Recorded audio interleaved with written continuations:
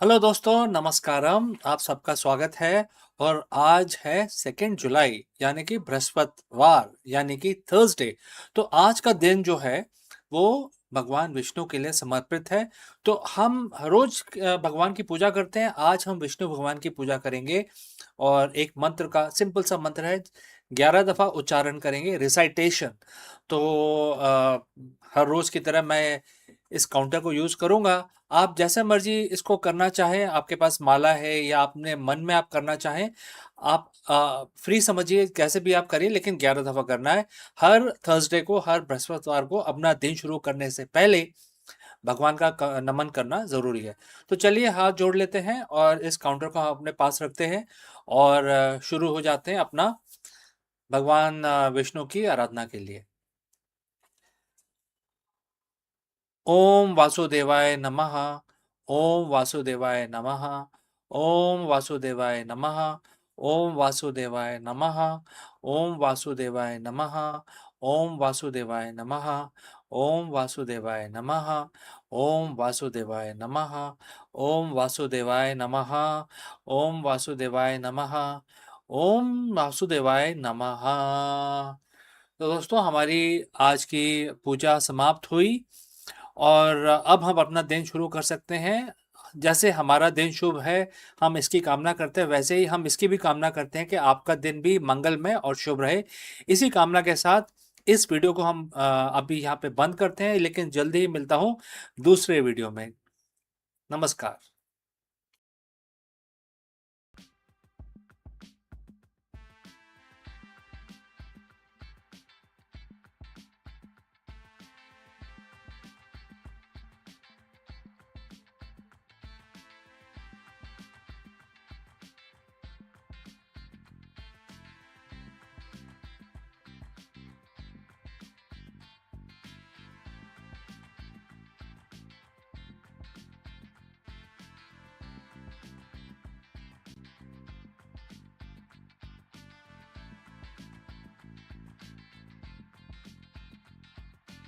For years, Anthropic Claude was known for as a conversational powerhouse on AI that could reason, that could assist, and also solve the complex tasks.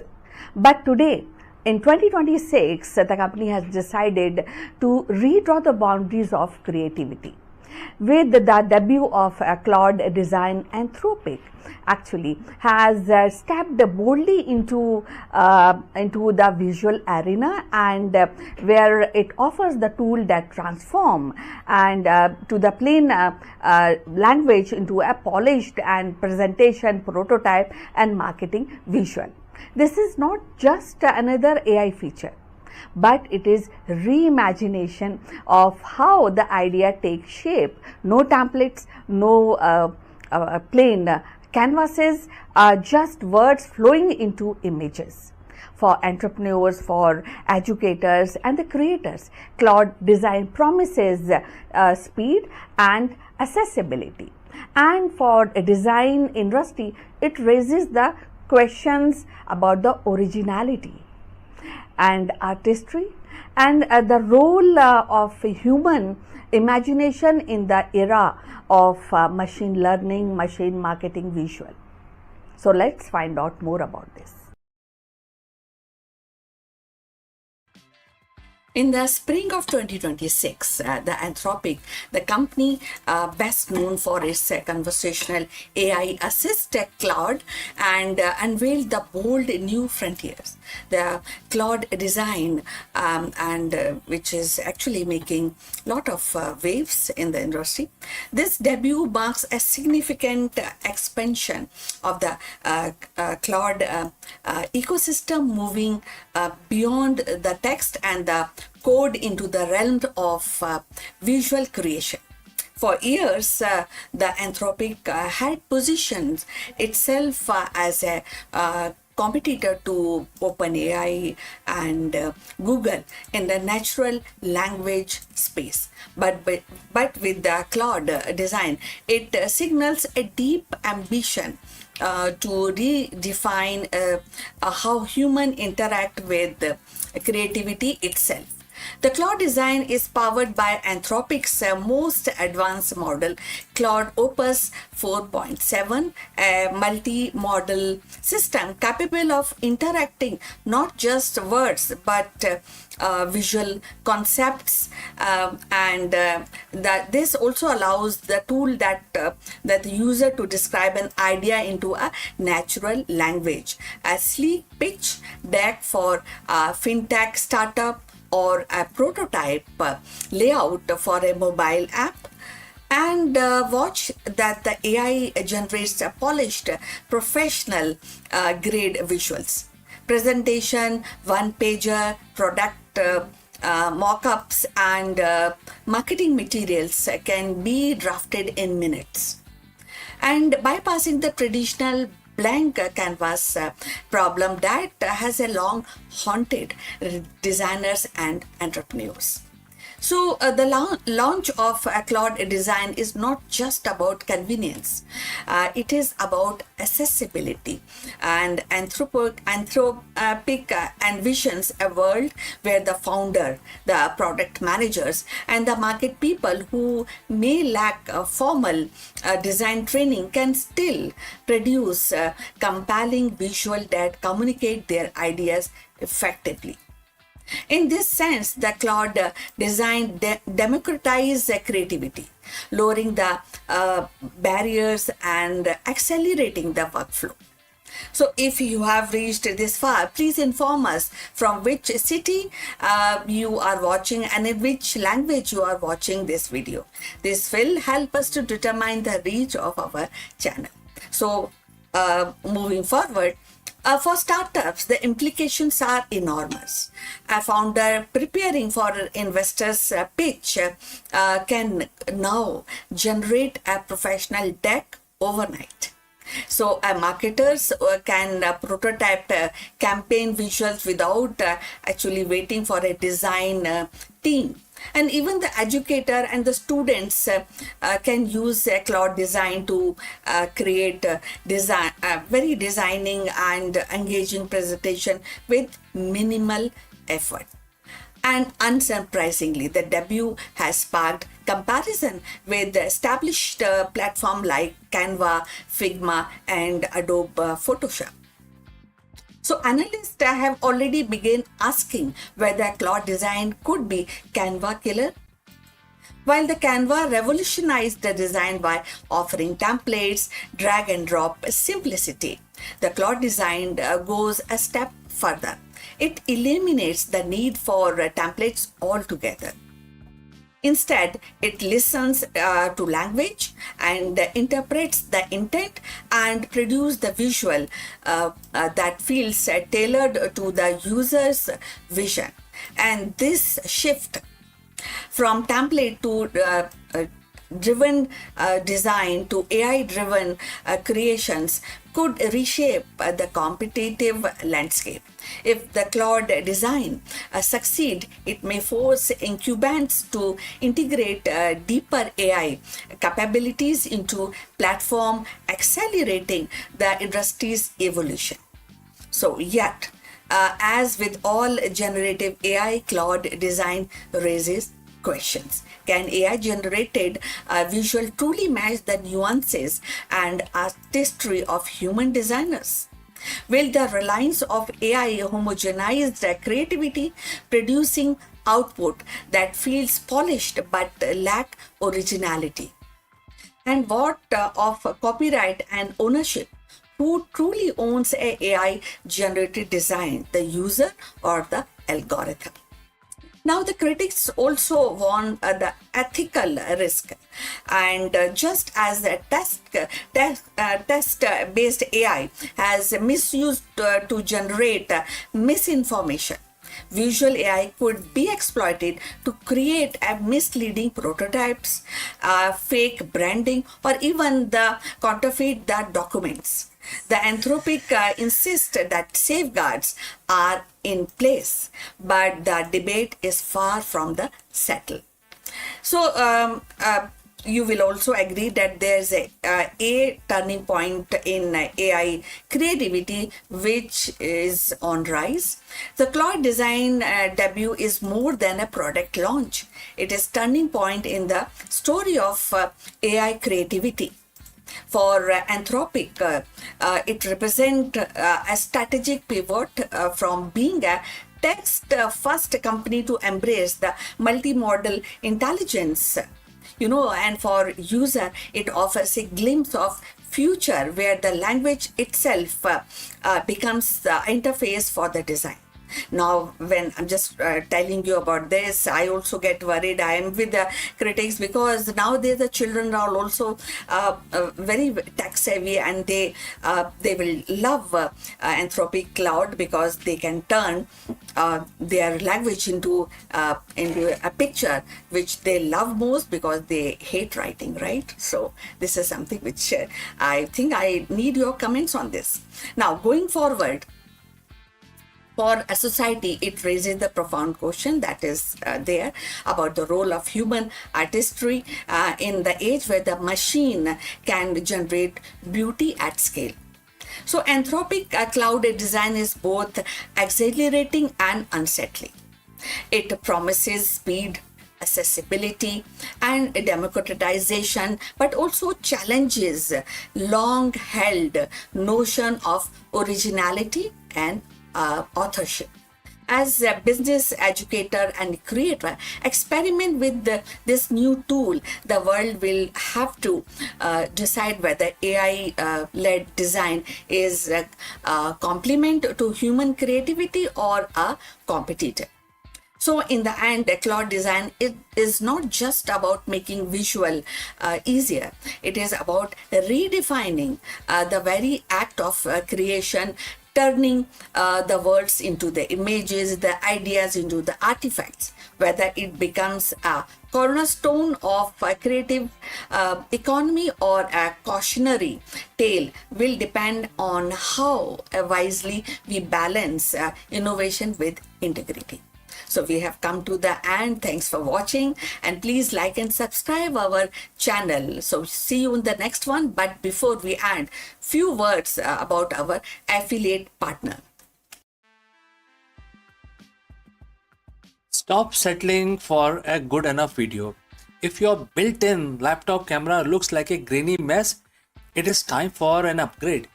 Want to instantly level up your video presence? I like to present the Lenovo Performance FHD webcam. This is a game changer for your desktop setup. Technically, this is packed.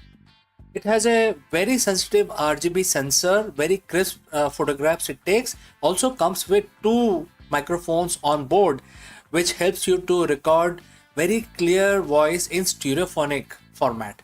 And these microphones are very sensitive. You can actually move away from the camera up to 2 meters, and these microphones will pick up your voice without any problem.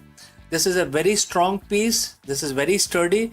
Comes with tripod ready. Comes with a very long leash, so it gives you a lot of flexibility to place the webcam wherever you want to keep in your studio. And also it has a swivel base, which is also very handy. So if you want to basically level up your game and you want to pick up this camera at a discount, please click on the link here or scan the QR code. Now let's get back to our video.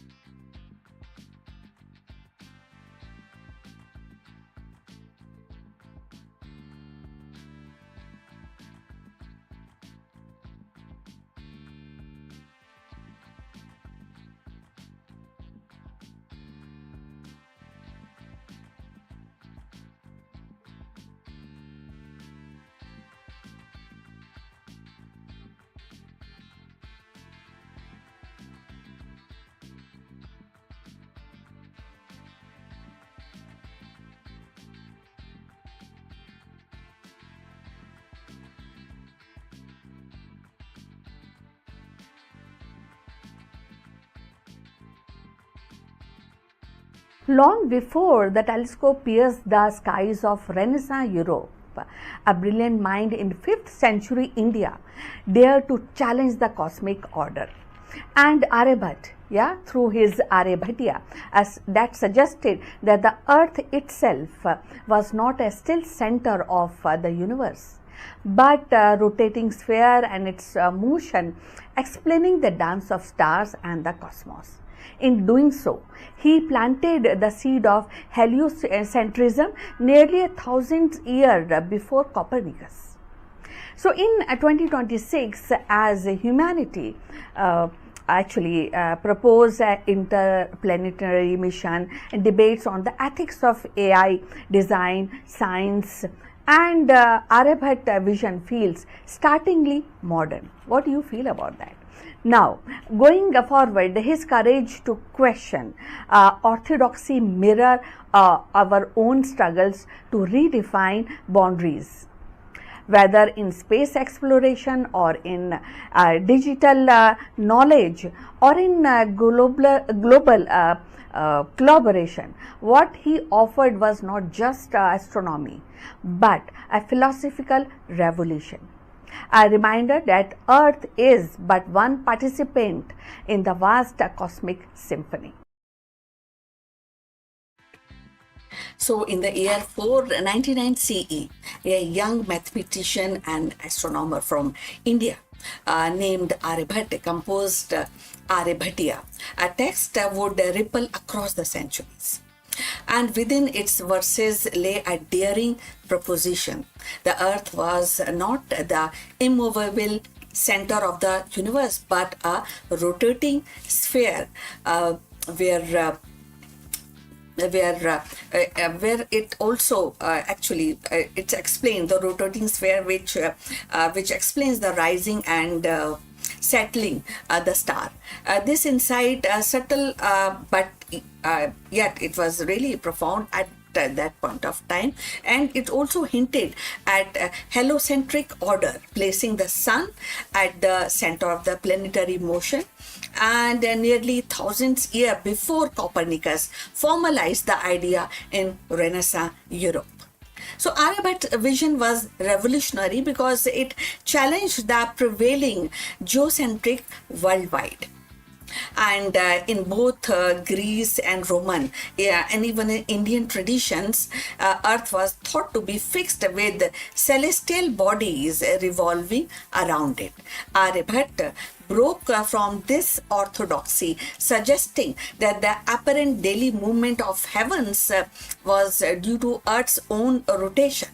Though his heliocentric leanings were not expressed in the same systematic way as Copernicus, but definitely the seeds of the ideas were unmistakable.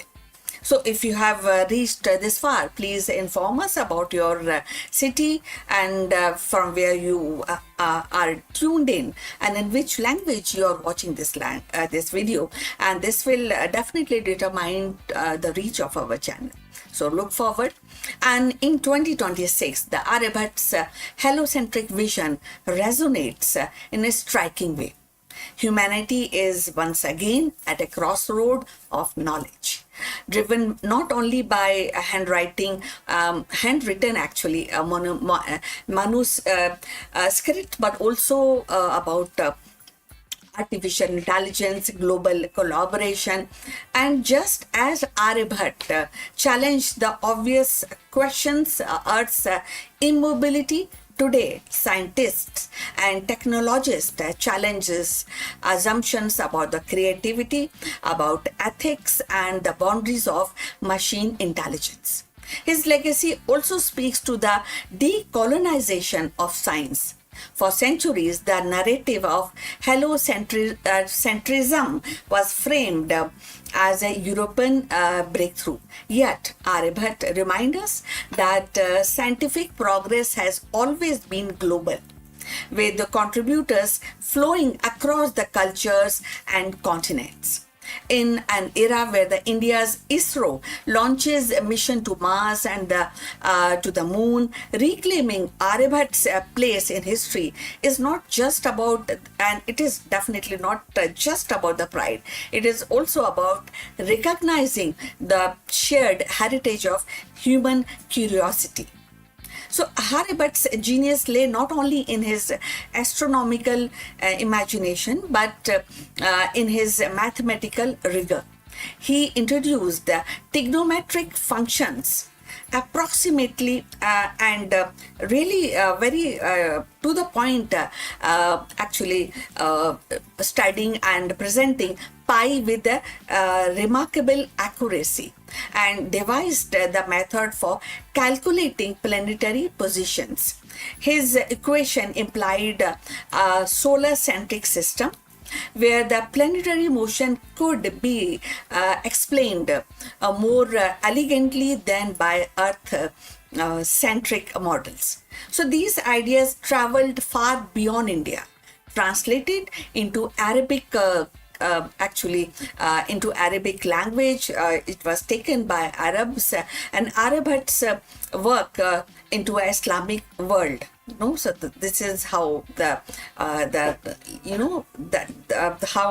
these ideas generate worldwide. So where the scholars they expanded upon his insights, and centuries later, fragments to its knowledge influenced by some of the fragments also influenced European thought and forming part of intellectual soil from which picked up by Copernicus heliocentric model that would grow later, and we know all this. All of us know about this. So Aryabhat's heliocentric model also feels the prophetic in the age of space exploration.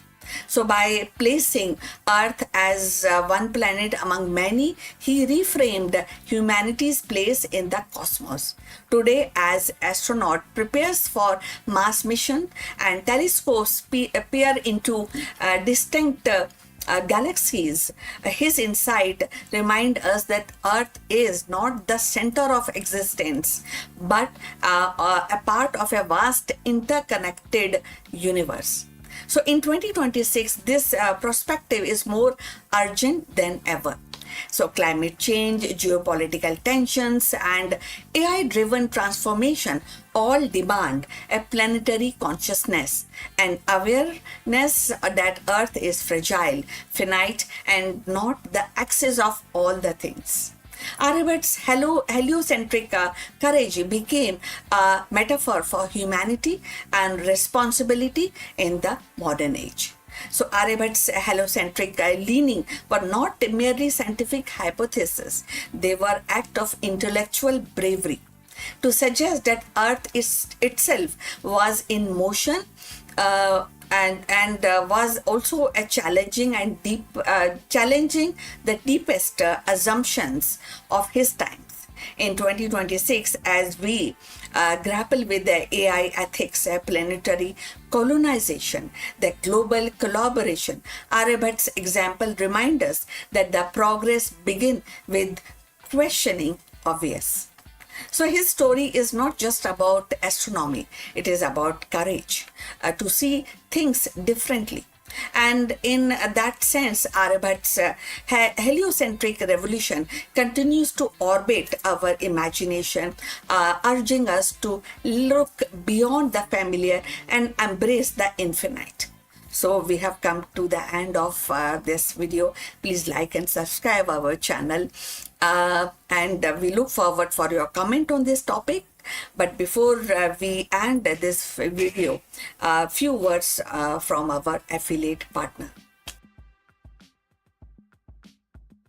Stop settling for a good enough video. If your built-in laptop camera looks like a grainy mess, it is time for an upgrade. Want to instantly level up your video presence? I like to present the Lenovo Performance FHD webcam. This is a game changer for your desktop setup. Technically, this is packed. It has a very sensitive RGB sensor, very crisp photographs it takes. Also comes with 2 microphones on board, which helps you to record very clear voice in stereophonic format. And these microphones are very sensitive. You can actually move away from the camera up to 2 meters, and these microphones will pick up your voice without any problem. This is a very strong piece. This is very sturdy. Comes with tripod ready. Comes with a very long leash, so it gives you a lot of flexibility to place the webcam wherever you want to keep in your studio. And also it has a swivel base, which is also very handy.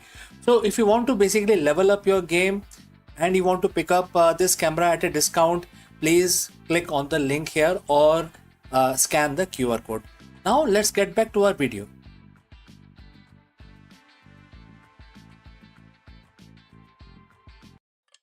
Hello friends, Namaskaram. You are most welcome. Is your ambition actually clouding your strategic vision? In the modern C-suite hustle culture, this is often the default, but true sustainable growth requires a different kind of strength. While this may sound like philosophy, it is the ultimate executive mindset hack for navigating high-stake business environment. Today we explore how practicing detached ambition help leaders strip away the noise, ego-driven decisions, and stress of external validation to find the absolute clarity. Let's go. How many of you had a night where you couldn't sleep because your mind was racing with spreadsheets, potential failures, or the desperate need to make this quarter the biggest one yet? You are a leader, you are a normal leader, you're supposed to be in control. You believe that your grip on the business, every process, every detail, every outcome is the only thing keeping the ship from sinking. But what if I told you that your grip is actually the very thing that is slowing your growth? Welcome to the paradox of leadership. We are told that to succeed, we must possess, we must accumulate, and we must force outcomes. But today, we are looking at a different model of high performance leadership, one rooted in ancient wisdom that is arguably more relevant for today's C suite than any other modern management book or framework. We are diving into chapter 2, verse 55 of Bhagavad Gita, and the quote starts: when one is in a divine consciousness, one gives up all desires arising from the mind and finds satisfaction in the self alone. And the quote close. I know it sounds like a monk's vow, but not a business strategy. Let's stay with me. Let us proceed further and let's decode this. This is a secret to detached ambition. And by the end of this video, you will see why letting go might be the most aggressive growth strategy you have ever implemented.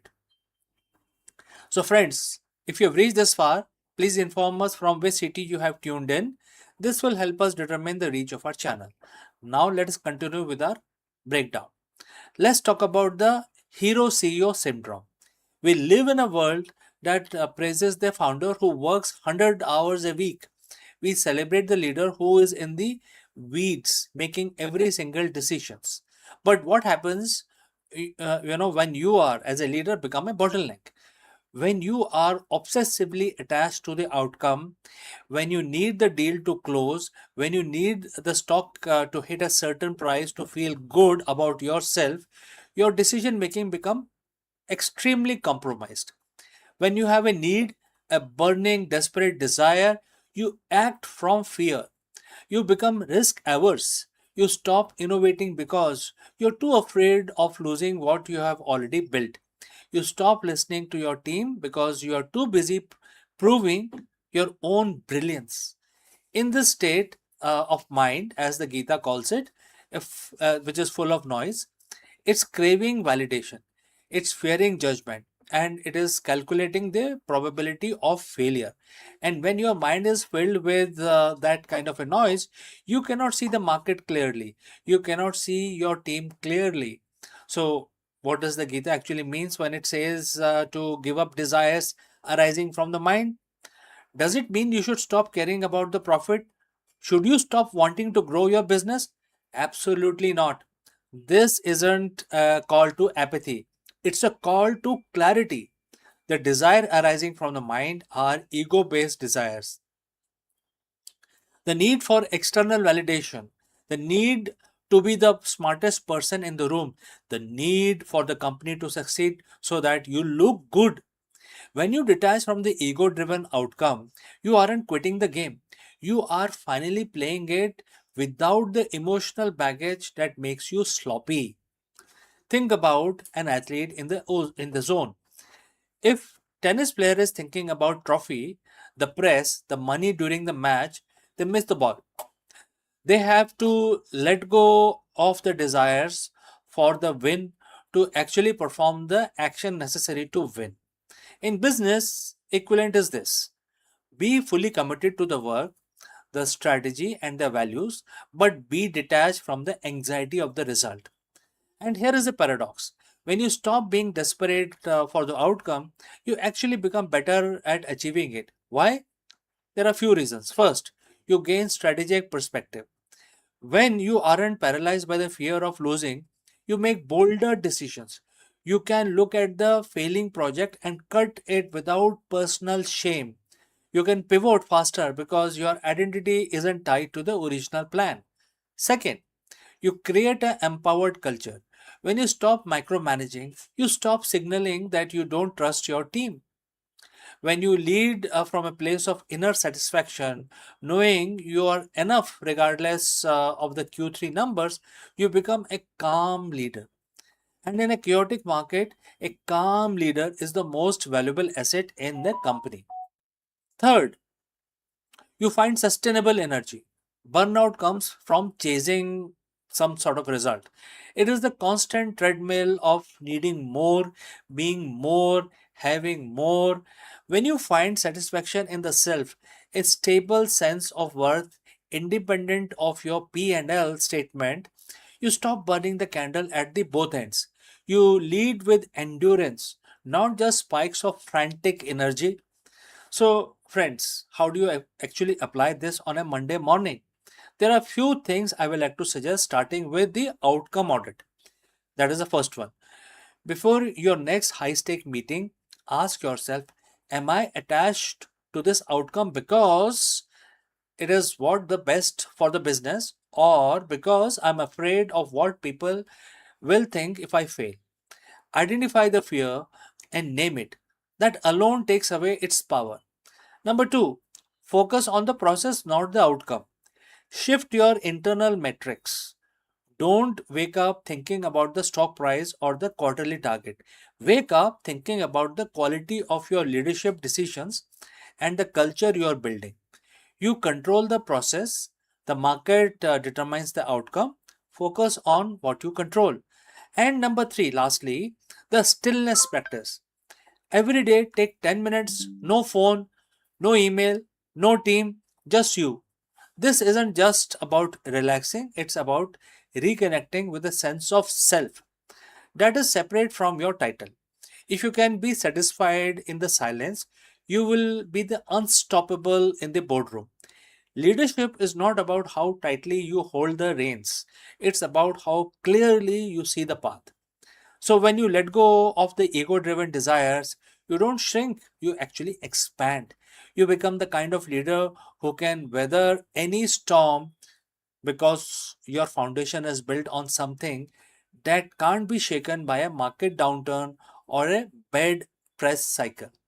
You find satisfaction in the self, and from that place, you lead your team, your company, and your industry with vision that is sharper, bolder, and more effective than ever before. So let go of the need, and you will finally gain the power. So, friends, we have come to the end. Thanks for watching. If you want to dive deeper into how to integrate these principles into your daily executive routine, hit the subscribe button and check the link in the description for my newsletter. Let's lead from a place of strength, not noise. And, friends, have a nice week ahead. I will see you in the next one. Bye for now. Hello friends, in this section of our live stream, we dive deep into the groundbreaking journey of the Artemis 2 mission where human crew finally ventured into the shadow of the moon. For decades, we have relied on the robotic probes to map the lunar far side, but the human eye sees what camera often misses. Join us as we explore the incredible sights witnessed by crew from never before seen crater complex to eerie rugged terrain of the lunar South Pole. Let's go and explore this further. For over 50 years, the far side of the moon has been a place of myth and robotic photography. We have seen the grainy black and white photos from the Soviet probes and high definition scans from the lunar reconnaissance orbiters. But until April 2026, no human eye had looked upon the moon's hidden face since the end of Apollo program. On April 1st, 2026, four pioneers, Reed Wiseman, Victor Glover, Christina Koch, and Jeremy Hansen, shook the Florida coast as they rode a pillar of fire into the sky. They weren't just going back to the moon, they were going beyond it. Artemis 2 was designed to test the limits of the Orion spacecraft, but it becomes something much more, a voyage into the darkness where humans saw things that camera simply cannot capture. Today we are looking at what the crew of Artemis 2 discovered when they crossed into the lunar night. So friends, if you have reached this far, please inform us from which city you have tuned in and in which language you are watching this video. This will help us determine the reach of our channel. As Orion moved away from Earth, the crew achieved a milestone that had stood from over half a century. On April 4th, they officially surpassed the distance recorded set by Apollo 13, reaching a maximum distance of over 252,760 miles from our home planet. But the real mission began on April 6th. As the spacecraft swung around the moon, the crew prepared for the loss of signal, which is LOS. This is the moment when the massive bulk of moon blocks all radio waves from Earth. For 40 minutes, the crew of Artemis 2 were almost isolated humans in history. In fact, the most isolated humans, completely alone in the silent vacuum of the lunar far side. It was during this window of silence that the unseen moon began to reveal itself, reveal its secret. Why is the far side so different? To the naked eye, the side of the moon we see from Earth is covered in something called Maria, those dark, smooth volcanic plains. But as the Artemis crew looked at through their window, they saw a world that was rugged, battered, and almost entirely mountainous. They passed over the Hertzsprung Basin, a massive double-ringed impact crater that stretches over 300 mile, almost 300 mile wide. Mission specialist Christina Koch noted the intricate rings of the basin, which looked far more 3D and jagged than the satellite photo had ever suggested before that. But then something unexpected happened. As they moved into the moon's shadow, their crew witnessed a rare in space solar eclipse. From their perspective, the moon completely swallowed the sun. The pilot Victor Glover described the sight as unreal. When the sun blocked, the crew could see the sun's corona, its ghostly outer atmosphere, flaring out from behind the black disk of the moon. But even more incredible was the Earth's shine, because the Earth was nearly full from the moon's perspective.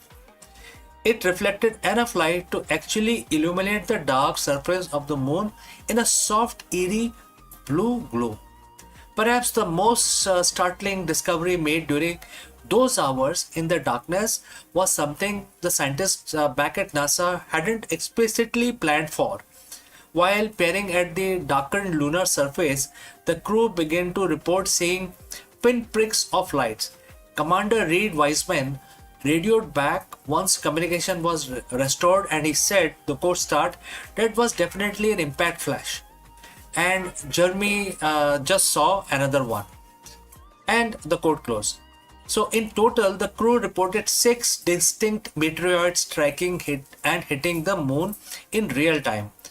These were tiny space rocks slamming into the lunar soil at tens and thousands of miles per hour, exploding in a millisecond long burst of bluish white light. Why is this a big deal? Because it proves that the moon is under constant bombardment. For future missions like Artemis 3, where astronauts will actually live on the surface, understanding the frequency of these impact flashes is a matter of life and death. The crew's eyes were able to detect this tiny, fast event that most automated satellite would have definitely missed. Artemis 2 splashed down safely in the Pacific on April 10th, 2026, but the data they brought back is changing everything. We know that the far side topology is even more complex than we imagined, and that the dark side of the moon is far more active than we once thought. So as we look towards the future, to the first woman and the next man walking on the lunar south pole, we do so with the knowledge gathered by 4 people who went into the darkness, came back with a new vision of our closest neighbor, which is the unseen moon. So the unseen moon is unseen no longer. So if you want to stay updated on the upcoming Artemis 3 landing and the future of Mars exploration, make sure to hit the subscribe button. The journey is just beginning, and I will see you in the next one. Before I leave this section, a word about our affiliate partner. Stop settling for a good enough video. If your built-in laptop camera looks like a grainy mess, it is time for an upgrade. Want to instantly level up your video presence? I like to present the Lenovo Performance FHD webcam. This is a game changer for your desktop setup. Technically, this is packed. It has a very sensitive RGB sensor, very crisp photographs it takes. Also comes with 2 microphones on board, which helps you to record very clear voice in stereophonic format. And these microphones are very sensitive. You can actually move away from the camera up to 2 meters, and these microphones will pick up your voice without any problem. This is a very strong piece. This is very sturdy. Comes with tripod ready. Comes with a very long leash, so it gives you a lot of flexibility to place the webcam wherever you want to keep in your studio. And also it has a swivel base, which is also very handy. So if you want to basically level up your game and you want to pick up this camera at a discount, please click on the link here or scan the QR code. Now let's get back to our video.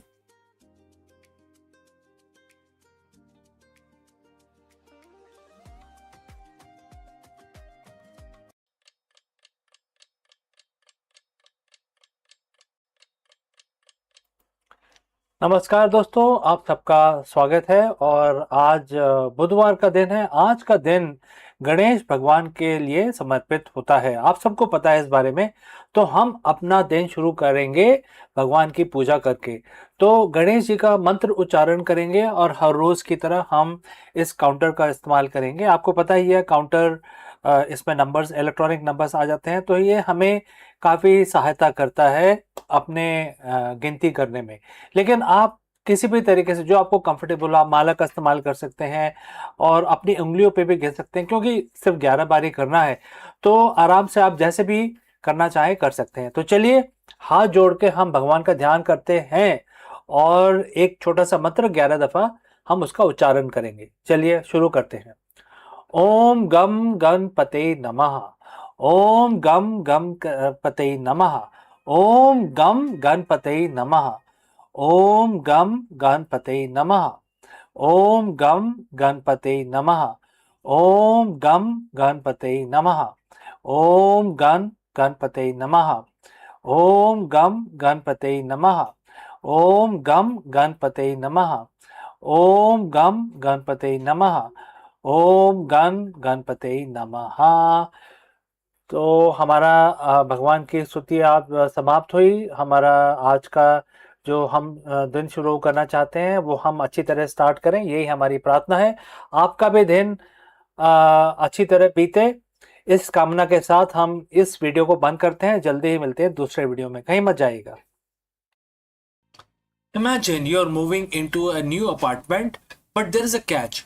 You have to carry every single piece of furniture, the walls, the plumbing, and the oxygen system on your back while climbing a mountain. That is essentially the challenge of building a base on the moon. For decades, the dream of lunar colony has been held back by one brutal reality, which is the weight. In the space industry, mass is money. Every extra kilogram of steel or aluminum you send to lunar surface cost a fortune in rocket fuel.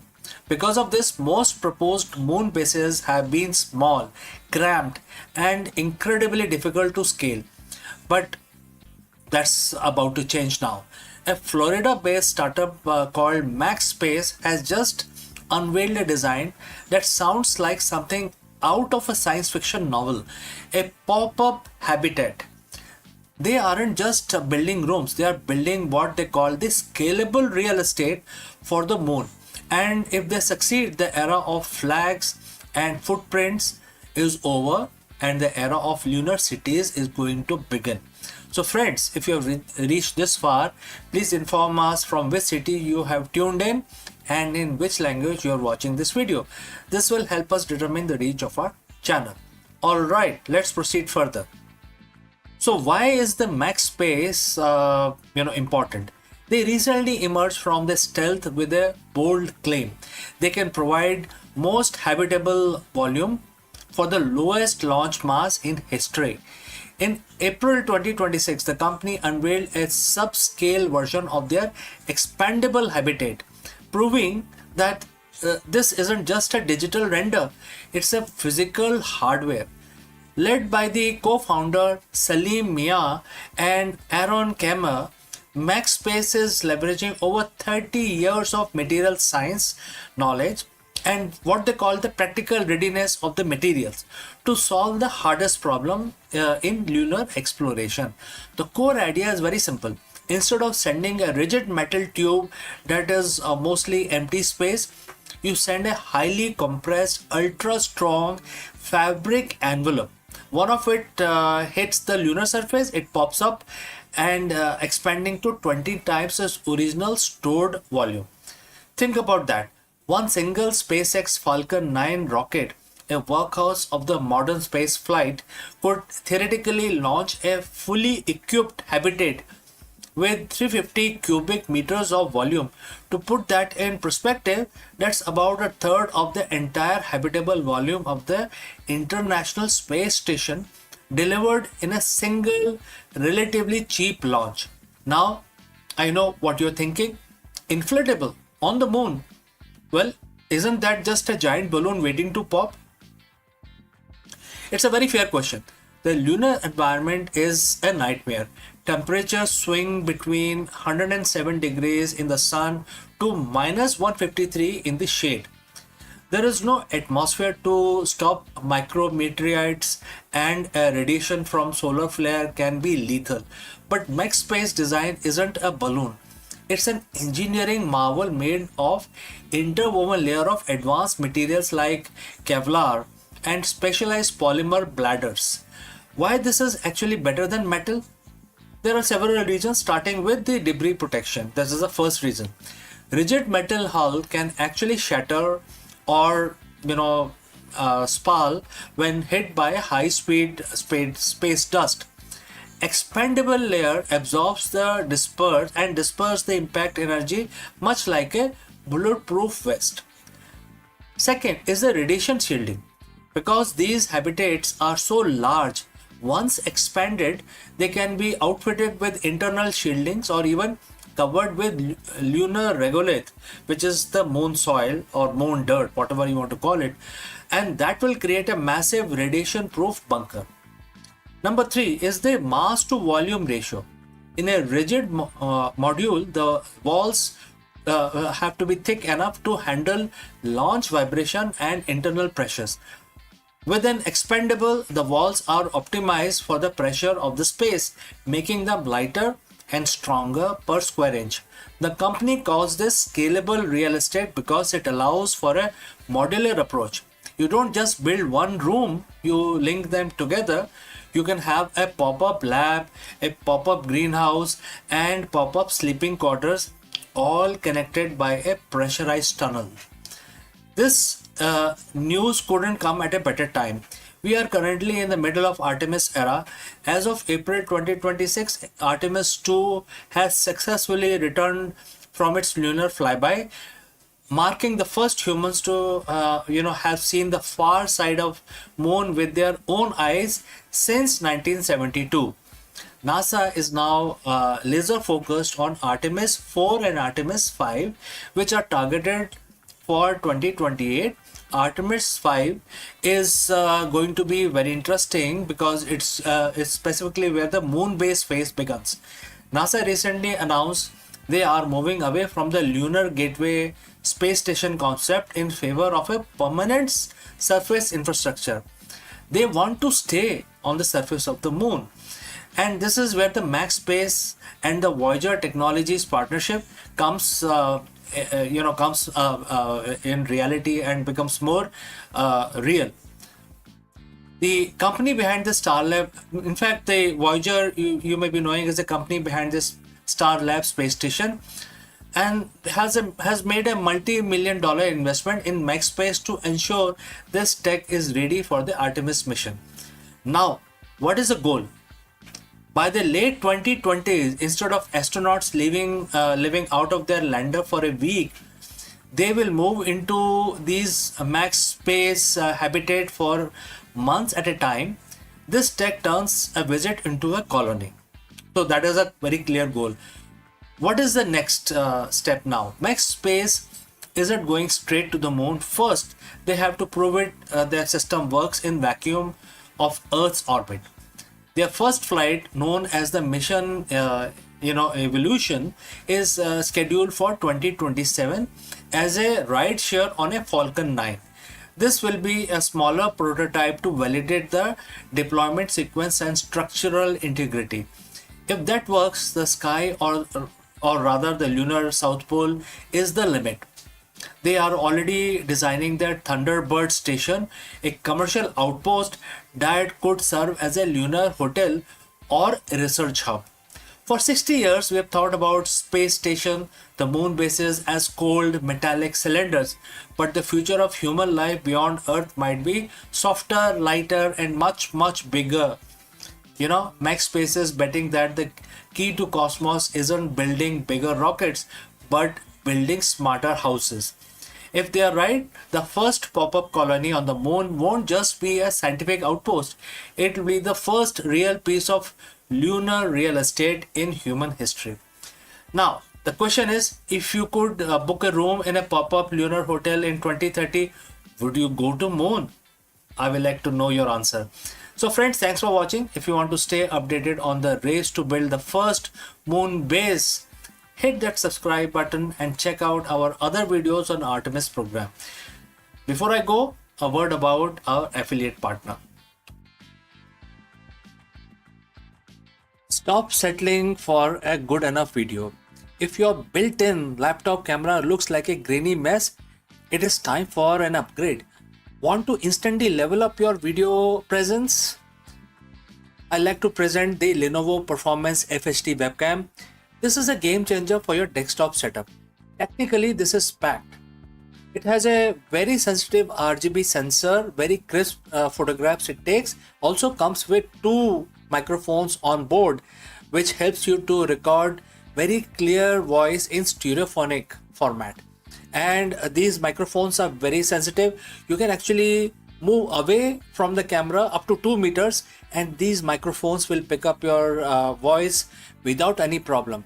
This is a very strong piece. This is very sturdy. Comes with tripod ready. Comes with a very long leash, so it gives you a lot of flexibility to place the webcam wherever you want to keep in your studio. And also it has a swivel base, which is also very handy. So if you want to basically level up your game and you want to pick up this camera at a discount, please click on the link here or scan the QR code. Now let's get back to our video.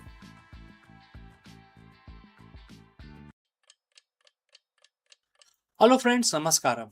In this video, we dive into the bizarre world of super puff planet celestial bodies that are so incredibly low density that they defy our current understanding of the physics and planetary formation. Astronomers have recently identified these strange worlds orbiting distant stars, and the science behind them is turning the world of astronomy upside down. Are these planets made of gas, or is it something else going on here? Join us as we explore the mystery of these impossible. Let's go. For millennia, humanity has looked at the stars and assumed we understood the rules of the game. Gravity pulls things together, pressure builds up, and the planet forms into a dense solid sphere. It's a cosmic certainty. But what if I told you we have found planet that doesn't follow these rules? What if we found the worlds that are essentially giants floating balls of fluff? Today we're talking about super puff planets. These are worlds with the density of cotton candy, defying the laws of the physics as we know them today. They shouldn't exist according to our current models of the planetary formation. Yet, there they are, orbiting distant stars. Today, we are going to peel back the curtain on these astrophysical mystery and ask, how can the planet be less dense than the very air we breathe? So, friends, let's dive in. To understand why these planets are so mind-bending, we need to talk about one of the concept in physics, which is density. In simple terms, density is how much stuff you can cram into a certain amount of space. Think of steel, marble versus marshmallow. They might be the same size, but one is clearly denser than the other. Is our solar system, we have the gas giants, Jupiter and Saturn. They are massive, they are huge, but because they are so big, their own gravity crushes their core, making them relatively dense. Even though they are made of gas, they aren't fluffy, they are compressed. So friends, if you have reached so far, please let me know the name of your city or country from where you have tuned in and watching this video. Now let's proceed further on our breakdown. We have these super puffs. Imagine a planet the size of Jupiter, but with the mass of a small rock or a handful of cotton candy. If you were to, take the average density of these worlds, we are talking about numbers so low they seems like error in the data. We are talking about materials with densities lower than the styrofoam. When astronomers first saw this, they didn't think, oh, look at this new planet. They thought, my telescope must be broken. Here is a problem: the gravity. Gravity is the architect of the universe, it pulls everything towards the center. If you have a planet that is the size of a gas giant, gravity should be crushing the gas down into a dense, compact sphere. What is the standard recipe of a planet? This is exactly what we know so far. But these super puffs, they are defied this principle against the squeeze. They are puffed up to a size that, by all right, should have caused them to collapse under their own weight long ago. It's like trying to build a skyscraper out of thin air without a frame to hold it. The physics tells us that these planets should have either collapsed into denser version of themselves, or their atmosphere should have been blown away by the stellar radiation of their parent star long ago. So why are they still here? Why haven't these evaporated yet? Why haven't these collapsed yet? This is the central conflict. It is a challenge to our established understanding of how solar system matures. And just like in like the corporate world, when the system doesn't work the way it's supposed to, we have to reevaluate the strategy. So in this case, the strategy in is astrophysics, and we might need a new playbook or a new theory. So how do we explain this? Scientists have proposed few theories, and they are fascinating. Theory number one is the rings. What if we are looking at a ring of a planet, not the planet itself? If the planet has a massive dusty ring system tilted towards us, it might look much larger than it actually is, throwing off our density calculation. It's an optical illusion of the cosmic proportion. Theory number 2, atmospheric haze. Maybe the planet isn't puffy in the sense of being light, but it's shrouded in a massive thick layer of high altitude dust or haze that makes it appear large to our instrument than it really is. We are measuring the edge of the dust, not the planet's surface. Theory number 3, the age. These might just be very young planets. When a planet forms, it's incredibly hot. That heat creates pressure pushing outwards against the gravity. Maybe these are just the toddler planet that haven't cooled down and contracted yet. They are hot, energetic, and still expanding. The beauty of this mystery is that it proves we don't have all the answers yet. That is an exciting place to be. Every time we find something that shouldn't exist, we are forced to evolve our theories. Whether it is in business, philosophy, or astrophysics, the moment we stop questioning our assumption is the moment we stop growing. These cotton candy planets are a reminder that the universe is far more creative than our models. They challenge us to look at things closer, much closer, to develop better sensors, and to question the data we take for granted. We are currently living in the golden age of exoplanet discovery. With every new impossible world we find, we aren't just finding a new planet, we are expanding the definition of what is possible and what is not. Perhaps the lesson here is one of the equanimity. When the data doesn't match the expectation, don't panic, observe, analyze, and refine your approach. If a planet can be made of cotton candy, surely we can handle the challenge of our own modern lives. So, friends, what do you think? Going on with these super puff planets, are they rings? Are they young, or something else entirely? Let me know your theories in the comments below. And if you enjoyed this journey into the weird corner of the cosmos, don't forget to like, subscribe, and hit that bell to join us on our next deep dive. I'm CK, and I will see you again very soon in the next one. Until then, keep looking up.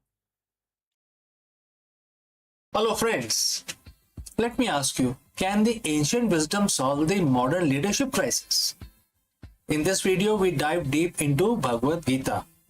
And friends, as you know, Bhagavad Gita is 7,000-year-old manuscript, and some of the teachings in Bhagavad Gita can be directly related to the modern day CEOs and entrepreneurs. While the corporate world focuses on the external ROIs, the Gita point towards the ultimate ROI, which is transitioning from material containment to absolute clarity. Let us discuss this further. In the corner office of any major corporation, the metrics are always the same, which is EBITDA, market share, quarterly growth, and the shareholder value. We call this the return on investment. But there is a hidden tax being paid every single day that doesn't show up on a balance sheet. It is a tax of the cluttered mind. Think about your last major decision. Was it made with 100% clarity, or was it colored by the fatigue of the previous meetings, anxiety of fluctuating markets, or perhaps the flicker of ego? Most leaders operate in a state of what the Bhagavad Gita calls material contamination. In modern terms, we call it cognitive noise. Today, we are going to take a look at 7,000-year-old formula that offers a different kind of ROI. We are looking at chapter 6, verse 28 of Bhagavad Gita. It is a verse that promises not just success, but the ultimate happiness, and for a CEO, that might be most strategic advantage you can possess. Alright, so friends, if you have reached this far, please let us know from which city you have tuned in and in which language you are watching our live stream. Alright, let's move ahead. Let's look at the verse itself. And the verse says, quote starts, The yogic practice free from material contamination, and by connecting with the divine, he reaches the ultimate happiness. Quote close. All right. So this, this sounds like something like a yogic practice for a busy executive, and divine might sound like they are being asked to go to a mountain retreat and not to a boardroom. But let's translate this into the language of leadership. The words identify three distinct stages. First, the process, a yogic practice which require consistent mental discipline. Number two, the result, the freedom from contamination, which is removal of all biases and noise. Three, the goal, the ultimate happiness, which is a state of peak performance and flow. And therefore, for a CEO, this is something which is not just spiritual. It is a blueprint of the operational, operational side of your activities, right? Don't you think so? All right. So this is going to also, improve your excellence in yourself. What does the Gita mean by contamination in the context of 21st century company? Contamination is anything that obscure your true vision in the boardroom. This looks like ego trap. And there are several things attached to the ego trap. First is making decision to win an argument rather than to serve the company's mission. Second is analysis paralysis, being so bogged down by data that you lose your intuitiveness, gut feeling, etc. Third is the emotional residue, carrying the frustration of a failed merger into your dinner with your family, or worse, into your next strategic session. When a CEO is contaminated, they are reactive. When you are reactive, you are predictable. And in business, being predictable is a liability. The Gita suggests that through yogic practice, which can be defined as structured meditation, mindfulness, and radical self-awareness, we begin to filter this contamination. Imagine your mind as a lens. Over years of high stress leadership, that lens get covered in dust. This verse is about daily habit of wiping the lens clean. The verse mention, contact with divine, etc.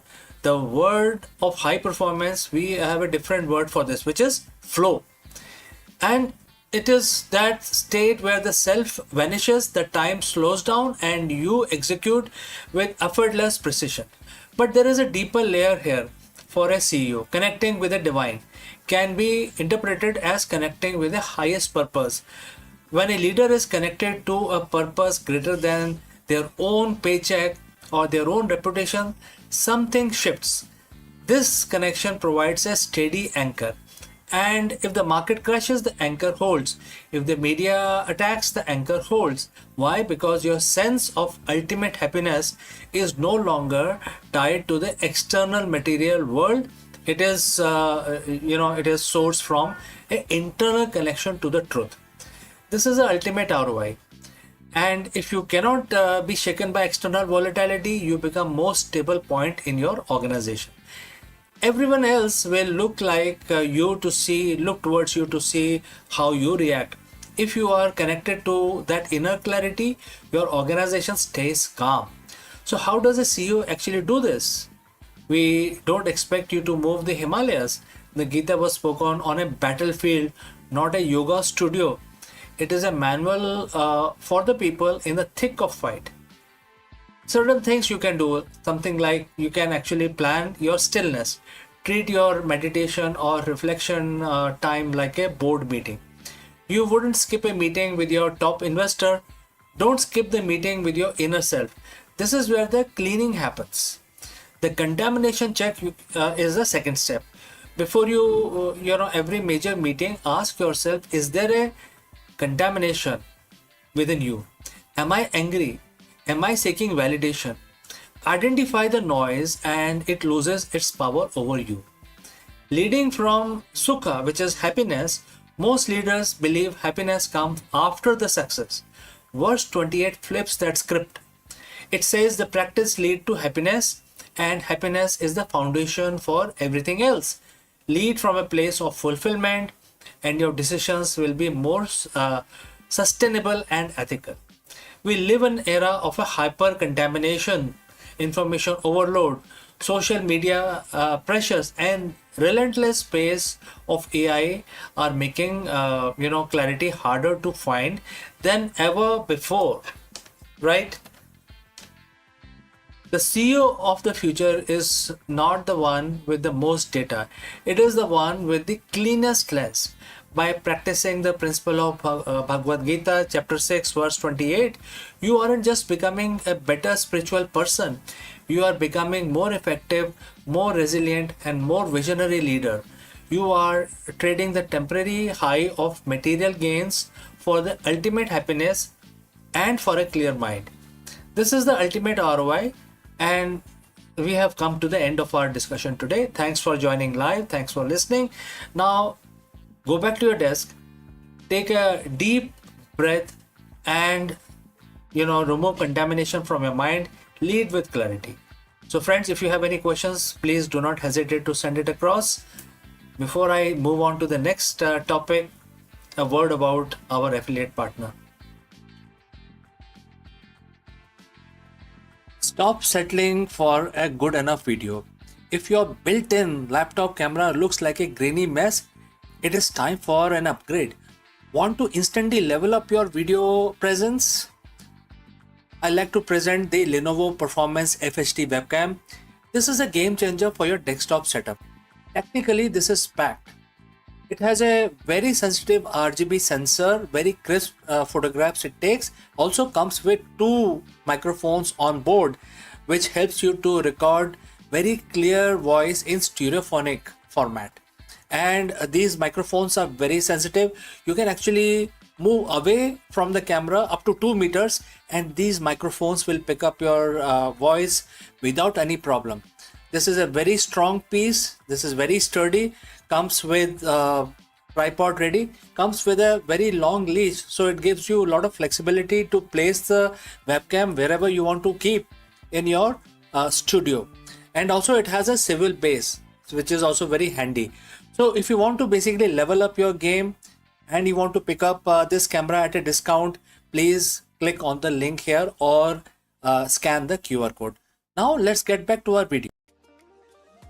The vast expanse of India's mythological and spiritual heritage, Jamadagni emerges as a figure who embodies both wisdom and strength. A sage of Bhrigu lineage and one of the revered Saptarishi, he was not confined to meditation alone. His life was a rare fusion of scholarship and martial mastery. Jamadagni's household was a sanctuary of Vedic learning where the sacred hymns were preserved, transmitted, yet it was also a place where the science of weaponry, the art of warfare were refined into discipline of dharma, that is righteousness. His bow, saranga, and his knowledge of Dhanur Veda symbolize the union of intellect and arm, teaching the weapon are not instrument of conquest but the guardian of righteousness.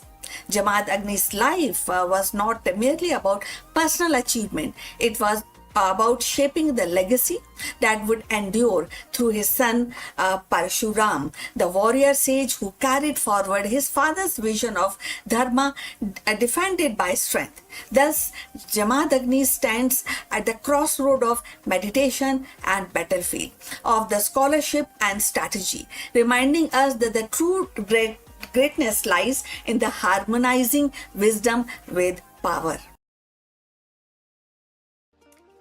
In the tapestry of ancient Indian tradition, Jamadagni stands as a figure of profound duality. At once a sage immersed in spiritual wisdom, and the other part he is the master of martial science. His life reflects the delicate balance between pursuit of knowledge and the necessity of defense, between the serenity of meditation and the discipline of warfare.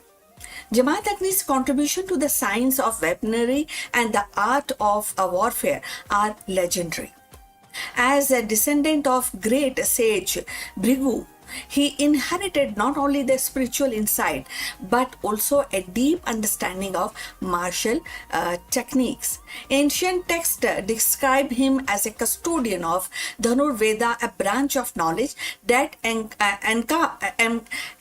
encompass the use of bow, arrow, and divine weapons. His bow, Saranga, became the symbol of his mastery, later passed on to his son Parshuram, who wielded it into a campaign against the Kshatriyas.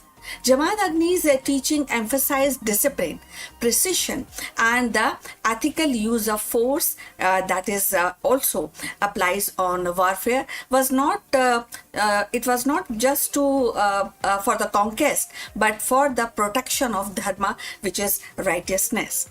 In this way, he elevated martial science into a sacred art and inseparable from moral responsibility. The bow of dharma can be seen in the modern cybersecurity and AI governance. Our digital weapon, algorithms, data, and code must be aimed at protecting truth, justice, and not the exploitation. The legacy reminds us that the technology is powerful only when aligned with the ethical purpose. So if you have reached this far, please inform us from which city you have tuned in and in which language you are watching this video. This will determine the reach of our channel. So going forward, yet the Jamadagni was not merely a warrior sage. His spiritual and scholarly contribution are equally profound. As one of the world's revered Saptarishi, he played a vital role in preserving and transmitting the Vedic knowledge. His devotion to meditation, or spirituality made him a beacon of righteousness. His household became the center of learning. Legend recounts his ability to command nature itself, receiving boons from Surya, the sun god, and harnessing the divine cow, Kamadhenu, which symbolize abundance and substance. These stories reflect his stature as a sage who could bridge the material and the spiritual, guided by, and definitely that will help in guiding humanity towards balance. This was very important in the context of making the balance. If we think deeper and find out in 2026, that is actually more relevant. This continuity reflects how knowledge passes from one generation to the next, and today's AI pioneering inherit both innovation and responsibility. The art of war in 2026 is not just about weapon, but about navigating global conflict in cyber space, in trade wars, and AI ethics. Jamadagni's story reminds us that every new generation must wield its tool with wisdom. The tragedy of Jamadagni's death, slain by the men of King Kartivirya Arjun for refusing to surrender Kamdhenu, underscores the eternal tension between the spiritual authority and the worldly power. His martyrdom ignited Parshuram's vow to rid the earth of oppressive rulers, ensuring that Jamadagni's legacy lived on not only in a scholarship but also in action. Through his son, his teaching on weaponry, dharma were carried forward, shaping one of the most dramatic cycles in Hindu mythology. So Jamadagni's life thus embodies a rare synthesis, the science of warfare tempered by spiritual wisdom. He demonstrated that true mastery of arms must be guided by restraint, ethics, and devotion to higher principle. His scholarly contribution ensured the continuity of Vedic tradition, while his martial legacy empowered future generation to defend righteousness. And him, the sage and the warrior, were not opposite, but actually it is kind of a two face of one life dedicated to preservation of dharma, that is righteousness. Now, if we see in the context of 2026, this mirrors actually how nations and corporation debate the ethical use of AI autonomous weapon. Just as Jamadagnis insisted on restraining, today's leaders grappled with ensuring AI-driven defense system remain accountable to human values. So Jamadagni's life is a reminder that the pursuit of wisdom and the mastery of strength are not opposite paths, but a complementary one. As sage, he safeguarded the Vedic tradition, nurtured the scholarship and the spiritual discipline. As a master of weaponry, he elevated warfare into a sacred science, teaching that arms must serve the righteousness rather than ambition. His martyrdom at the hand of worldly power underscores the kind of softness of spiritual authority. Yet, through Parshuram, his legacy endured and ensured that righteousness would always find a defender. So in Jamadagnis, we see the rare union of scholar, warrior, and meditation, and of course the meditation and the battlefield. His contribution continues to inspire, remind us that the true greatness lies not in domination, but in harmonizing knowledge with the responsibility and strength with virtue. So Jamadagni's contribution lies in his rare synthesis, and also it also reminds us, his story continues to inspire us, remind us that wisdom, strength must walk hand in hand. So please send your comments and subscribe our channel for more insight into Indian mythology and spirituality. See you in the next one. But before we close this live stream, a few words about our affiliate partner. Stop settling for a good enough video. If your built-in laptop camera looks like a grainy mess, it is time for an upgrade. Want to instantly level up your video presence? I like to present the Lenovo Performance FHD webcam. This is a game changer for your desktop setup. Technically, this is packed. It has a very sensitive RGB sensor, very crisp photographs it takes. Also comes with two microphones on board, which helps you to record very clear voice in stereophonic format. And these microphones are very sensitive. You can actually move away from the camera up to 2 meters and these microphones will pick up your voice without any problem. This is a very strong piece. This is very sturdy. Comes with tripod ready, comes with a very long leash, so it gives you a lot of flexibility to place the webcam wherever you want to keep in your studio. And also it has a swivel base, which is also very handy. So if you want to basically level up your game and you want to pick up this camera at a discount, please click on the link here or scan the QR code. Now let's get back to our video. Hello friends and namaskaram. Let me ask you, are the entry-level jobs actually disappearing? The traditional path from graduation to a starter job is undergoing a massive transformation as we speak. Therefore, in this video, we dive deep into how the automation and AI are reshaping the entry-level positions, what this means for youth unemployment, and how you can future-proof your career in this shifting landscape.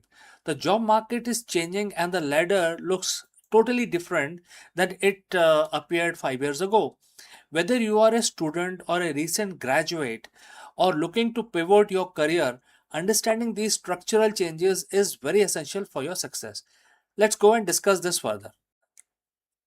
If you have been on a job hunt lately, you know the feeling. You find a job description that says entry level. You get excited.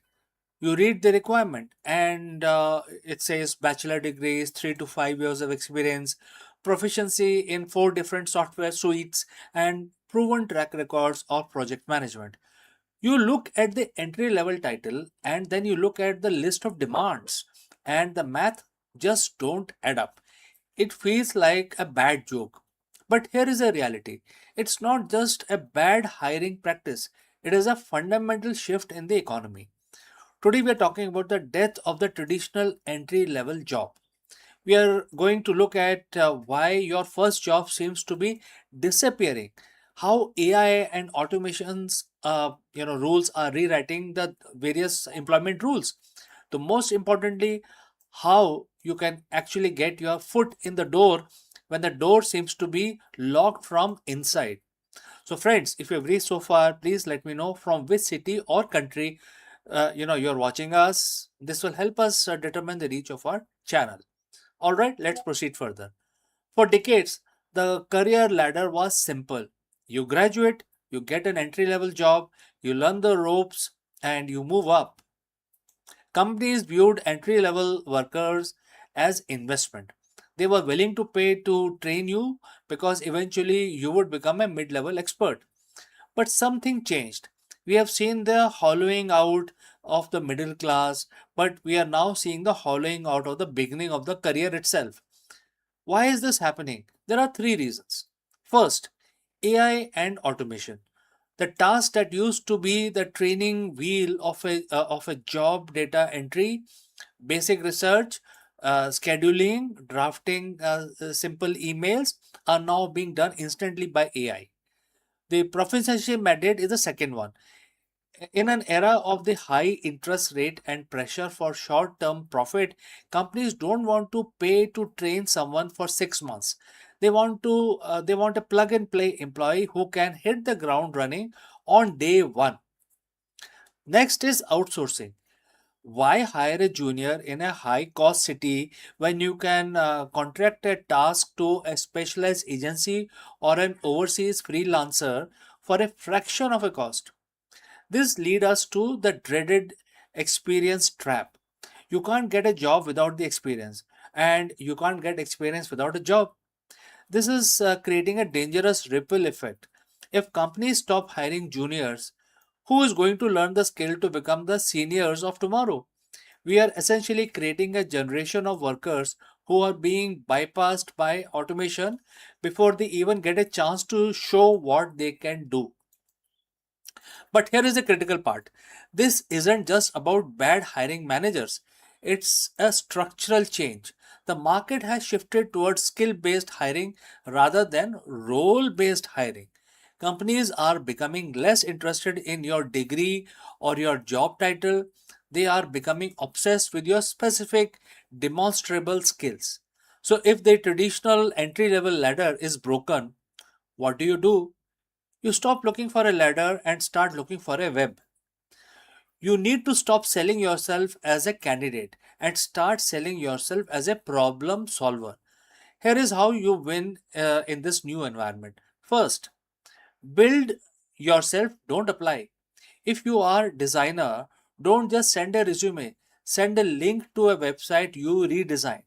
If you are in finance, don't just say you can analyze data. Publish an analysis of a real market trend. A portfolio is the new resume. Number 2, AI fluency. You are competing with AI, so you need to be the person who directs the AI. If you can show an employer how to use a tool to do work of two people, you become most valuable hire in the room. Number 3, the gig entry point. Sometimes the way into the full time role is through a contract, a freelance project, or an internship. Don't turn your nose up at small work. It is the easiest way to prove you can do the job before they hire you permanently. I know this sounds daunting. It's scary to feel like the rules of the game changed, right?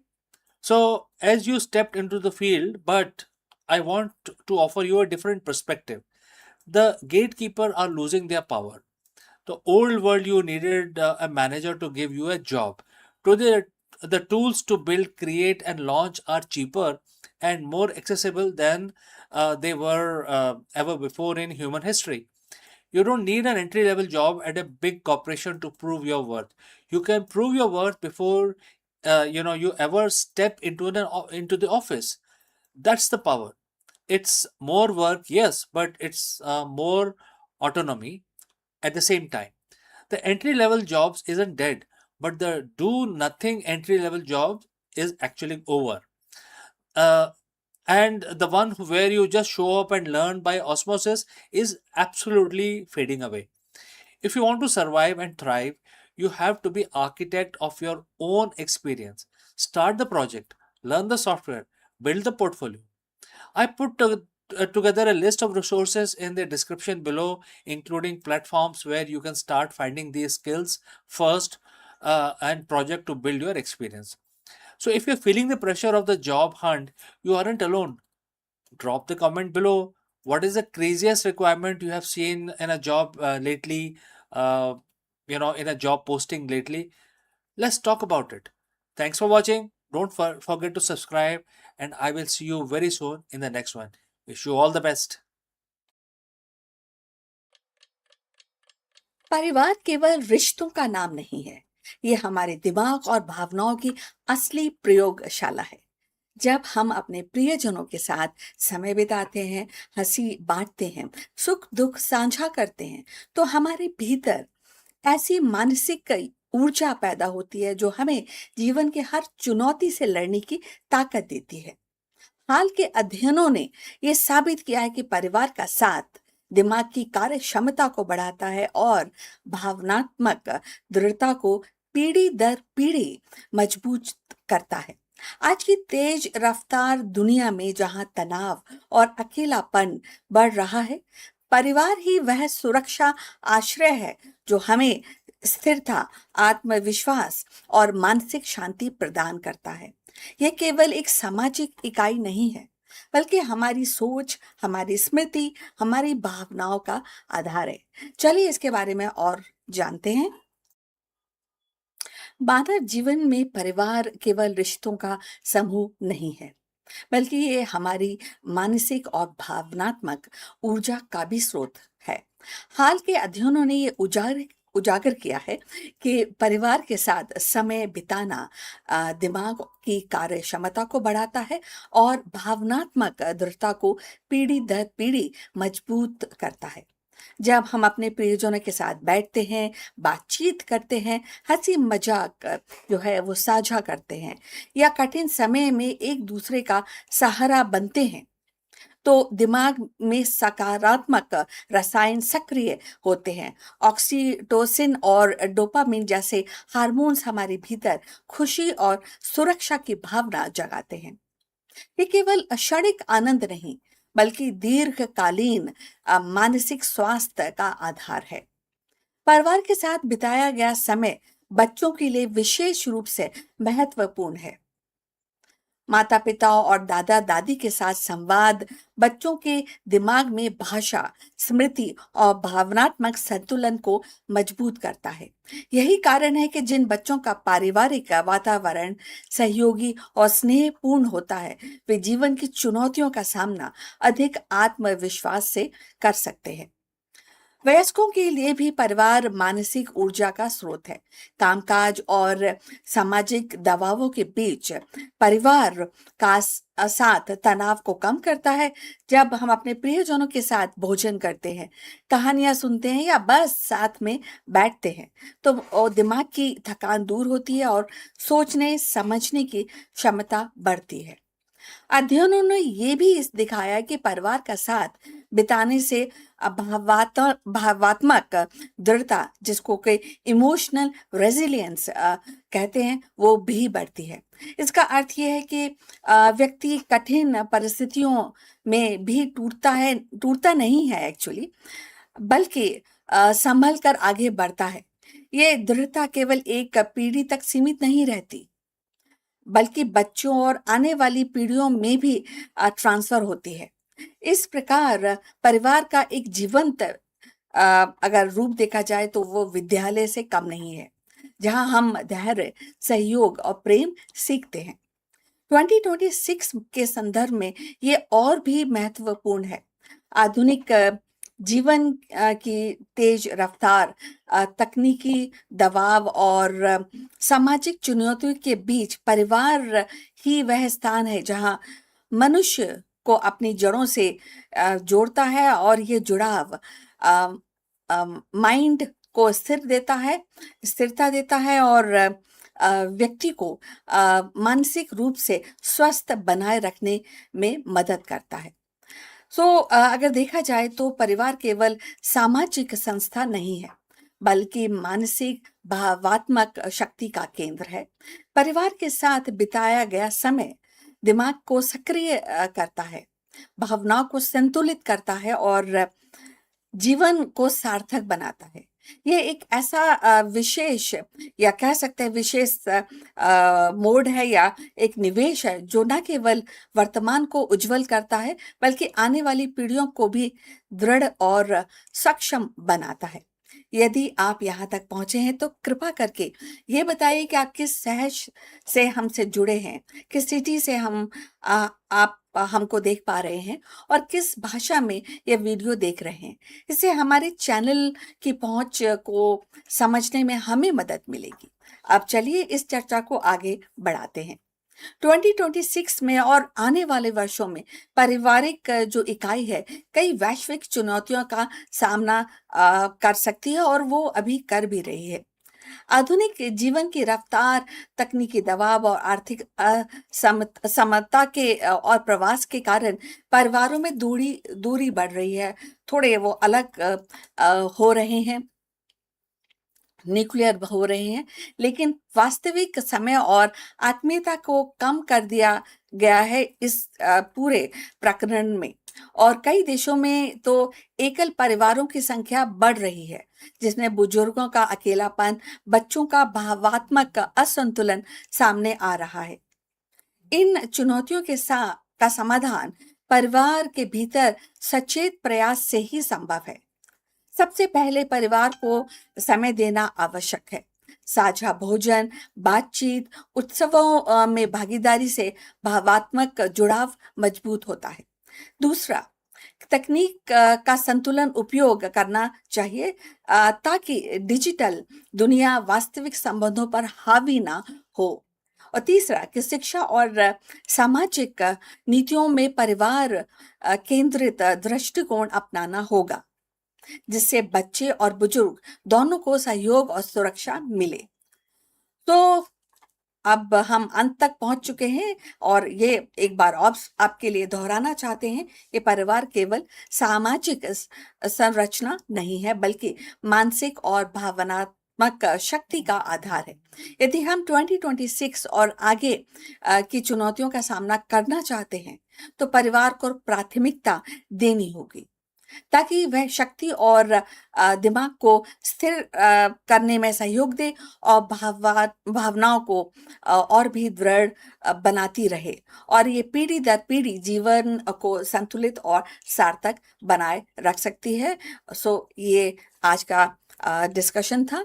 आप से गुजारिश है कि आप इस topic पर अपने comment हमको लिखकर भेजिए। इसके साथ ही कृपा करके हमारे चैनल को लाइक एंड सब्सक्राइब करना मत भूलिए।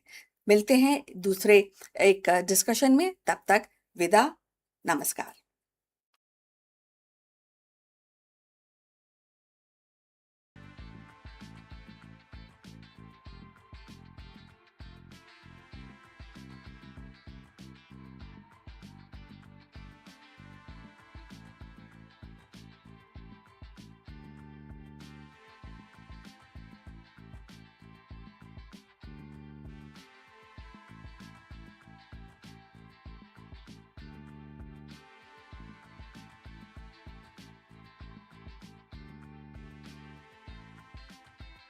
Hello friends and namaskar.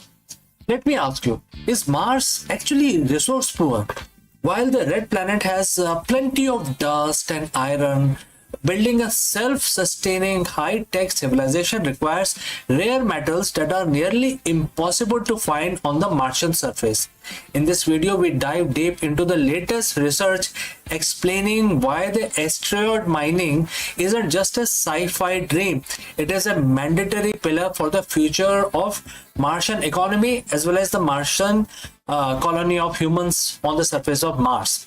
From platinum group metals to essential rare earth element, we explore the logistics of the space to space supply chain and why the first trillionaires will likely be those who bridge the gap between the asteroid belt and the Martian colonies. Let us explore this further. Imagine it's the year 2050. We have a city on Mars known as Argyre City. It's had several domes, hydroponic farms, and thousands of residents. But there is a silent crisis brewing. To build the next generation of quantum computers for the city's grid or to repair an advanced medical scanner in the colony's hospital, we need something Mars simply doesn't have: rare earth metals and platinum group elements. Mars is often called the Earth's twin, sort of, but geologically it's a very different beast. While Mars has iron, aluminum in abundance, it lacks the billions of years of complex plate tectonics and the hydrothermal activity that concentrated the rare minerals into ore bodies on the surface of the Earth. Today we are exploring why the dream of self-sustaining Martian civilization will fail without a strategic industrial backyard, which is the asteroid belt. So friends, if you have reached this far, please inform us from which city you have tuned in and in which language you are watching this video.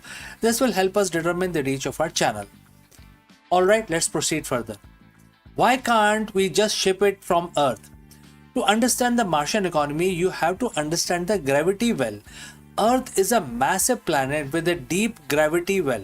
To launch a single kilogram of material from Earth to Mars costs thousands of dollars in fuel and the specialized hardware. And we also have to understand the economic well. The shipping heavy industrial equipment or bulk raw materials from Earth is a recipe for bankruptcy. And there is also a distance problem. We can only launch every 26 months when the planet aligns. A Martian colony cannot wait for 2 years for a spare part made of iridium or palladium, etc. This is where the asteroid belt comes in. It sits next door to Mars, and more importantly, it has almost zero gravity. It is energetically cheaper to bring a massive asteroid to Martian orbit than it is to bring to a small crate of supplies from surface of the Earth. The recent study suggested that for Mars to move beyond a frontier outpost and become a true economy, it needs a steady supply of materials that are rare on its surface. Platinum groups metals, which are also known as PGMs, these elements like platinum, palladium, iridium, and essentially these are high in demand for high-end electronics, fuel cells, and chemical catalysts. There are other things like volatiles. While Mars have water ice, asteroids are rich in ammonia and hydrocarbons, which are the building blocks of advanced fertilizers and plastics. Then there are third advantage here, which is the structural need. To build a massive radiation shielded city, we need specialized alloys. Asteroid like 16 Psi or literal metal worlds containing more iron, nickel and gold than all the mines on Earth combined. In this mandatory Martian economy, the surface of Mars is for living, but the space around Mars is for manufacturing. Imagine orbital refineries circling the red planet. Robotic tugboats capture the small metal-rich asteroids and bring them into Mars orbit. Here in 0G, we can actually use concentrated solar mirrors to melt the rocks and extract pure metals. We have to, at this point, also talk about 0G manufacturing.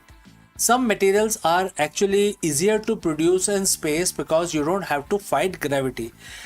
There are several advantages also, which is related to logistics. Mars becomes the administrative and residential hub, while the Martian moon Phobos and Deimos serves as a landing area for these engineers and also for loading docks for asteroids mining fleet. The history tells us that the wealth follow infrastructure.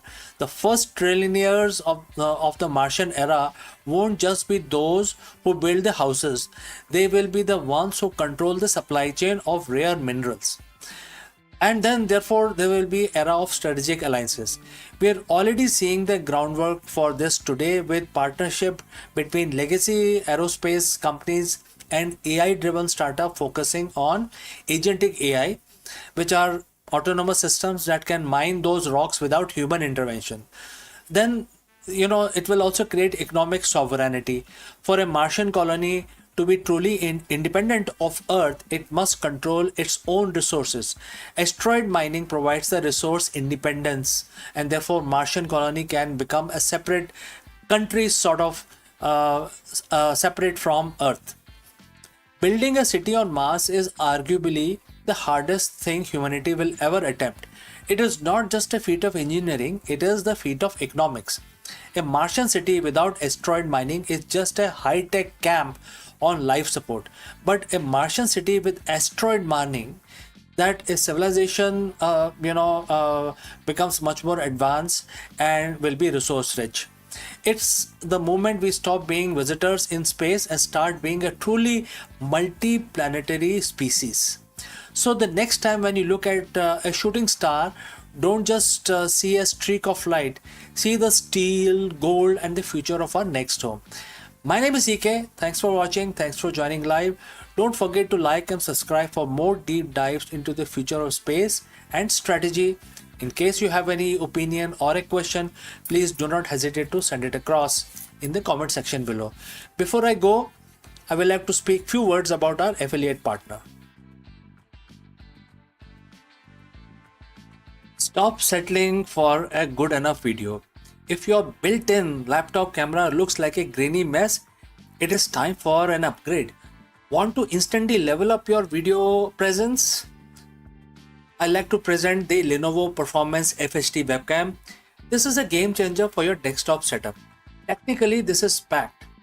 It has a very sensitive RGB sensor, very crisp photographs it takes. Also comes with 2 microphones on board, which helps you to record very clear voice in stereophonic format. And these microphones are very sensitive. You can actually move away from the camera up to 2 meters and these microphones will pick up your voice without any problem. This is a very strong piece. This is very sturdy. Comes with tripod ready. Comes with a very long leash, so it gives you a lot of flexibility to place the webcam wherever you want to keep in your studio. And also it has a swivel base, which is also very handy.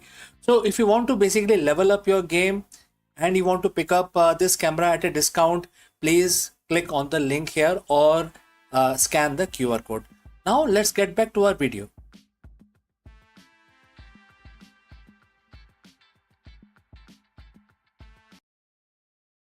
Hello friends, welcome once again. The biggest question in the boardroom today is the CEO or the leadership burnout. And it's becoming a very big problem in the 21st century, especially in 2026. So let me ask you, can ancient wisdom solve the 21st century burnout crisis? Therefore, in this video, we dive deep into Bhagavad Gita to uncover the secret weapon of the world's most effective CEOs, the inward gaze. While most leadership training focuses on the external strategy, the Gita teaches that the true power comes from the internal mastery. Let us explore this further. Friends, close your eyes for a second. But not that long, because you got a company to run. Think about your morning. How many notifications did you get before you wake up, right? So as you waking up, you see so many notifications in your email, right? A market dip in Asia, a key hire resignation, a competitor's aggressive new acquisition. As a CEO, your mind is battlefield. You are expected to be most external person in the organization, watching the charts, the people and the future as well. But what if I told you that the most successful leaders in history, the one who remain unshakable when the ship is sinking, don't look outward for their primary strategy. They actually look inwards. Today we are decoding 7,000-year-old blueprint for executive excellence. It comes from Bhagavad Gita, chapter 5, verse 28. It's verse about liberation, but for a modern leader, it's a manual for mental sovereignty. Let's look at the text of the verse 28, right? And the quote starts, shutting out all external sense objects, keeping the eye and vision concentrated between the two eyebrows, suspending the inward and outward breathing within the nostrils, and thus controlling the mind and senses and intelligence. The transcendental leader seeking liberation becomes free from desire, fear, and anger. Quote close. Well, friends, if you have reached this far, please inform us from which city you have tuned in and in which language you are watching this video. This will help us determine the reach of our channel. Alright, moving on. At first glance, this sounds like a guide for a monk in a cave. But let's translate this into a CEO speak. Let's look at it again. Shutting your external sense object, which is equal to filtering out the noise. Data is useful, but noise is deadly. Next is vision between the eyebrows. Single pointed focus, eliminating shiny object syndrome. Next, suspending the breathing, regulating the nervous system. You cannot lead if your body is in a permanent state of fight or flight. Right? Free from desire, free from anger. That is the next phrase. This is the definition of objective decision making. Why does CEO need an inward gaze? Because the biggest threat in your company isn't the competition. It is your own unprocessed reactivity. When the CEO reacts out of fear, they cut costs into too early and stifle innovation. When they react out of desire, they over leverage and chase vanity metrics. When they react out of anger, they destroy corporate culture. The inward gaze mentioned in Gita is about becoming witness. In business psychology, we call this metacognition. It is the ability to watch your thoughts without being hijacked by them. Imagine a board meeting where room is heated, everyone is shouting, and if your gaze is inward, you aren't caught in the emotional crossfire. You are observing the pattern. You are the eye of the storm. That is a secret weapon. It allows you to see the signal while everyone else is drowning in the noise. The verse specifically mentioned equalizing the inhalation and exhalation. What does a spiritual text care about breathing? Well, because your breath is the remote control of your brain. Many of us know this fact. Breathing is the only a process in the body which can be controlled by you, as well as it is involuntary as well. Even if you don't think about breathing, your body continues to breathe, right? So there is a fine line using which you can start controlling your mind. So it's a common knowledge. Now let's proceed further. Science tells us that when you are stressed, your breathing becomes shallow and rapid. This triggered the situation that most of us are, anxiety situation that most of us are suffering. The primitive part of the brain, which it controls this whole thing, is basically creating an environment of fear in your brain. You lose access to your prefrontal cortex, the part of your brain responsible for complex strategy and empathy. The Gita was teaching biohacking long before the term even existed. By equalizing the breathing, you manually reset your nervous system. The boardroom application, how does it apply in the boardroom? Before you walk into a high stress negotiation, or before you hit that send button on a difficult email, you practice verse 28. You equalize the breathing. You move from state of threat to the state of resourcefulness. This is how you command a room without saying a word. And that is a true executive presence. The final part of the verse says this path leads to liberation. For a CEO, what is liberation? It is a freedom from being a slave to the stock price, slave to the ego, or even opinion of the industry. So Gita teaches a concept called Nishkam Karma, acting without attachment to the results. This doesn't mean you don't care about profits. It means you are so focused on the excellence of the process that you aren't paralyzed by the fear of the outcome. When you are free from the fear of the and desire, you can make hard decisions. You can pivot the company when it is unpopular. You can stand by your values when it is expensive.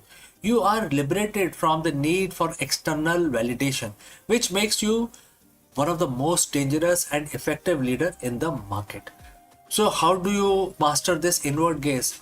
It's not about quitting your job to meditate. It's about integrating Gita into your workflow. And how you can do that? Starting with morning silence. Spend 5 minutes shutting out sense object. No phones, no email, just your breathing. Start thinking about your breathing process only for 5 minutes. All right. Next, three breathe rule. Before every meeting, equalize your inhalation and exhalation. Equal, right? Slow it down. Next, the mirror check. Ask yourself, am I moving towards the goal out of fear or out of purpose? Right? Mastering the inward gaze doesn't make you a passive leader at all. It makes you an unstoppable one.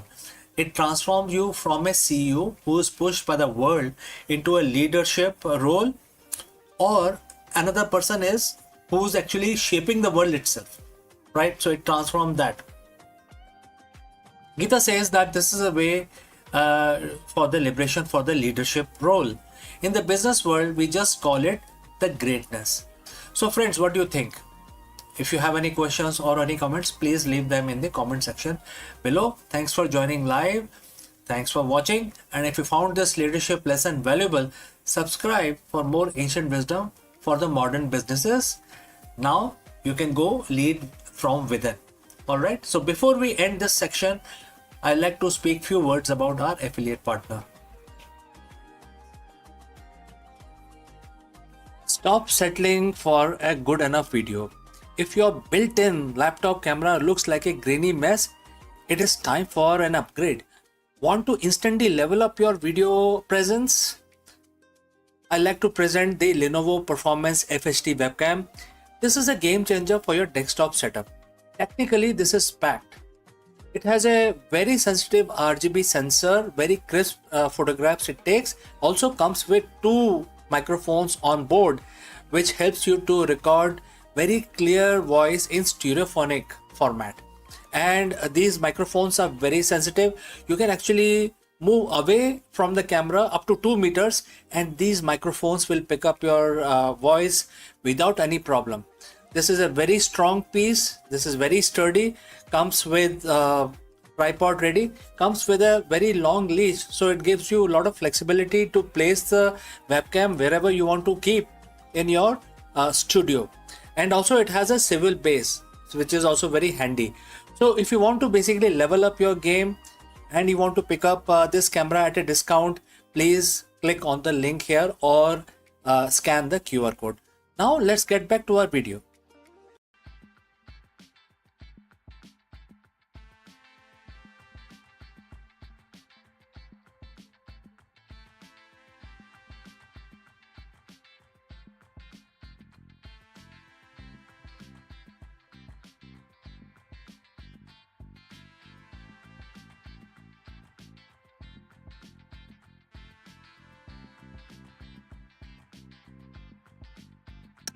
Hello friends, the month was June, year was 2024.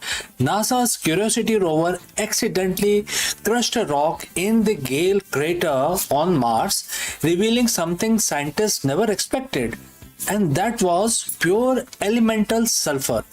While sulfur is common on Mars in compounds, finding it in its native form has a massive implication, not just for Martian geology, but for how we understand the resource scarcity on Earth. Let us go and discuss this further. Nearly 2 years ago, in month of June, NASA Curiosity rover was doing what it does best, exploring the channels in the Gale crater. It was just another day on the red planet until the rover 6-ton frame rolled over a seemingly ordinary rock. The rock cracked, but instead of a usual red dust, Curiosity camera sent back something that made scientists at NASA jump out of their seats. Inside the shattered stone was a cluster of bright yellow crystals, pure elemental sulfur. Now you might be thinking, so what? We have sulfur on Earth. But here is the thing, while Mars is covered in sulfates, which is sulfur mixed with other elements, scientists had never seen a pure sulfur on the planet before. It wasn't supposed to be there. This discovery was a geological impossible find. But while the scientists are geeking out over the chemistry, energy analysts back on Earth starting doing a different kind of math. Because right now in 2026, sulfur isn't just a yellow rock. It has become one of the most critical material for the future of our planet's energy. So friends, if you have reached this far, please inform us from which city you have tuned in and in which language you are watching this video. This will help us determine the reach of our channel. Now let's proceed further. To understand why a rock on Mars matters to your power bill, we have to look at what's happening on Earth right now. Well, there is a global crisis especially in 2026, especially related to sulfur. For decades, we took sulfur for granted. On Earth, we didn't mine sulfur directly anymore. We get it as a byproduct of refining oil and natural gas. But as the world shifts towards green energy, we are refining less fossil fuel. At the same time, demand is skyrocketing. In early 2026, we hit a triple supply shock. Number one, Middle East conflict. Blockades in the Strait of Hormuz have cut off 45% of the world's seaborne sulfur trade. Number two, export bans. Major producers like Russia, China, and Turkey have extended export bans to protect their own domestic supply. Number three, the price spike. In just the last few months, sulfur price have surged by nearly 40% in the US and over 70% in some of the Asian markets. In Indonesia and in the DRC, the cost to process the metal we need for batteries has now nearly doubled because sulfur, specifically sulfuric acid, has become so expensive. We are in a structural bull market for sulfur that most people didn't see coming. This is where the Martian discovery gets interesting. Why do we need so much sulfur? It's not just for the fertilizers anymore. It's for the holy grail of energy storage, which is lithium sulfur batteries, LIS. The standard lithium ion battery are great, but they are reaching their physical limits. LIS batteries, which is lithium sulfate, however, are the next frontier. They can potentially hold 5 times more energy than the batteries in your phone or Tesla today. NASA themselves have been developing these for Mars mission because they are lighter and much more powerful. But there is a catch to making these batteries at a global scale. We need massive, stable supply of highly purified sulfur. And right now, Earth's supply is shrinking just as the battery demand is accelerating with dual engines. When Curiosity found a literal field of pure sulfur on Mars, it proved that the universe can create massive concentrated deposits of this material without the need for the biological life or petroleum based refining. Now, I'm not saying that we are going to start shipping sulfur back from Mars tomorrow. The shipping cost would be astronomical. But the discovery changes the Martian economy. If humans are going to live on Mars, we need in situ resource utilization, or ISRU. This means using what is already there. Before this find, we thought that we had to bring sulfur from Earth or go through a complex chemical processing to get it to what we needed. Now we know there are literal piles of yellow gold just sitting on the surface. For batteries, we could build energy storage on Mars using local materials. For rocket fuel, sulfur can be a key component in chemical processing. For agriculture, Martian greenhouses will need sulfur-based fertilizers to grow food. This discovery effectively de-risks the cost of human expansion. It turns Mars from a scientific curiosity into a viable industrial outpost. So, how does the Curiosity sulfur find shake Earth market? It serves as a massive wake up call. It reminds us that the sulfur is no longer just a byproduct or a waste material, it is now a critical energy material. The fact that NASA is finding pure sulfur on another planet while we are struggling with sulfur squeeze here on Earth highlights a massive shift in our global economy. Companies are no longer looking at sulfur as a cost item, they are looking at it as an investment item. We are seeing a move towards solid state batteries and recycling technologies that treat sulfur as a precious resource. Curiosity's happy accident in Gale crater isn't just a win for geology. It is a glimpse into future where the resources of the red planet might just be the blueprint for the survival of the green planet. The next time you look at the Mars, don't just see a desert, see a laboratory, see as a mine, and see the fuel for the next century of human progress. I'm CK. Thanks for watching. If you have any questions, please do not hesitate to send it across. Before I go, a word about our affiliate partner. Stop settling for a good enough video. If your built-in laptop camera looks like a grainy mess, it is time for an upgrade. Want to instantly level up your video presence? I like to present the Lenovo Performance FHD webcam. This is a game changer for your desktop setup. Technically, this is packed.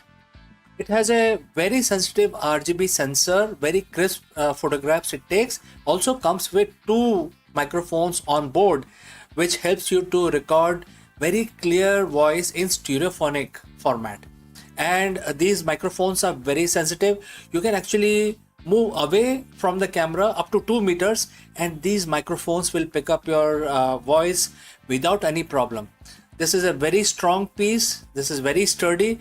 Comes with tripod ready. Comes with a very long leash, so it gives you a lot of flexibility to place the webcam wherever you want to keep in your studio. And also it has a swivel base, which is also very handy.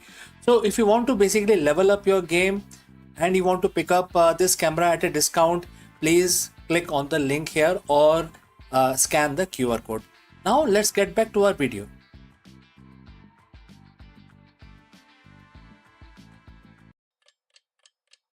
Hello friends, Namaskaram. In an era of market volatility, economic uncertainty, and the rapid digital transformation, what separates the good CEOs from the great one? It isn't just a strategy, it is a leadership resilience.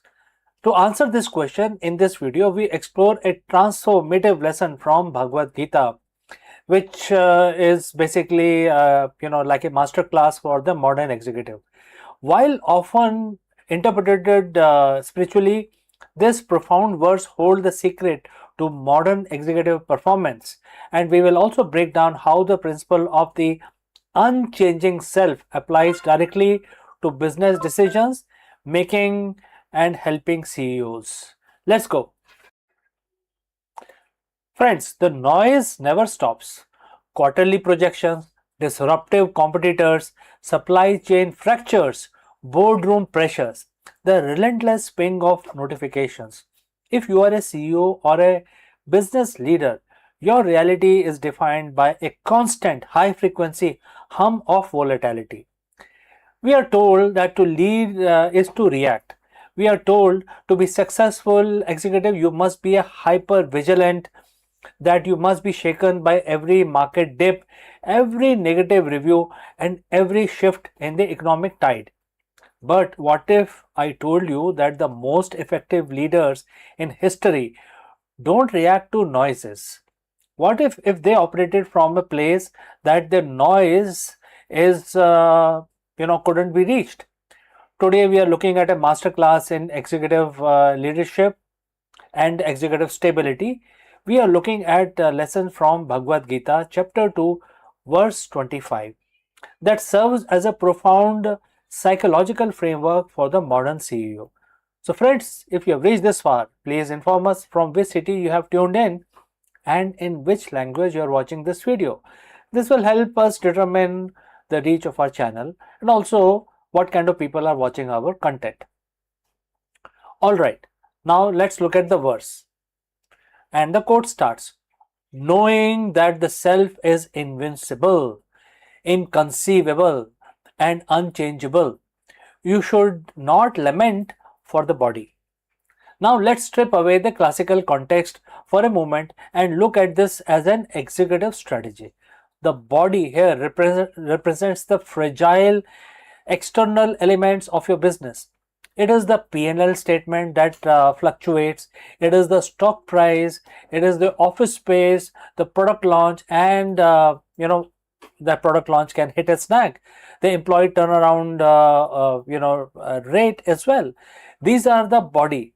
They are the material, temporary, and ultimately they are subject to decay and change. Most CEOs spend 100% of their mental bandwidth lamenting the body.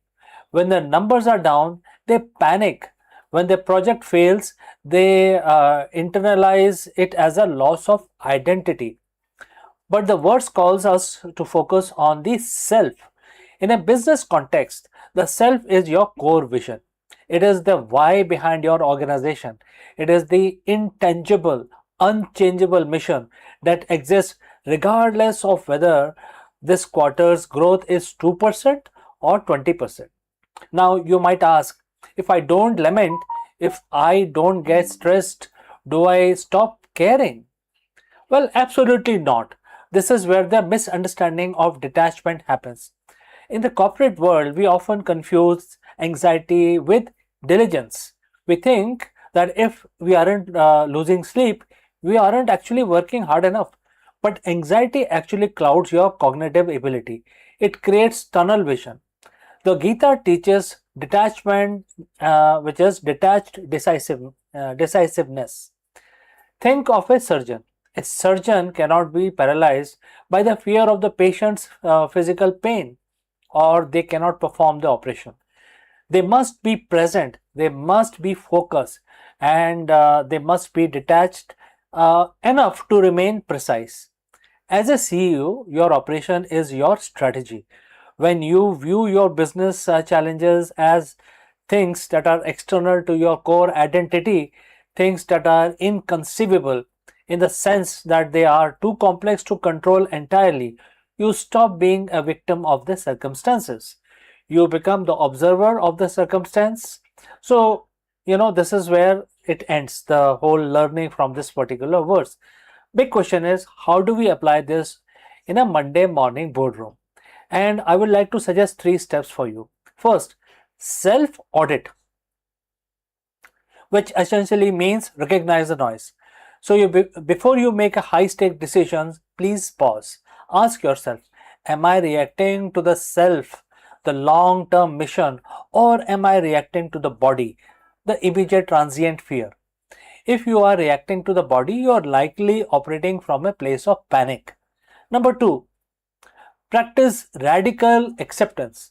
The verse says the self is unchangeable. Accept that the market is changing. Accept that the body of your business will go through cycles.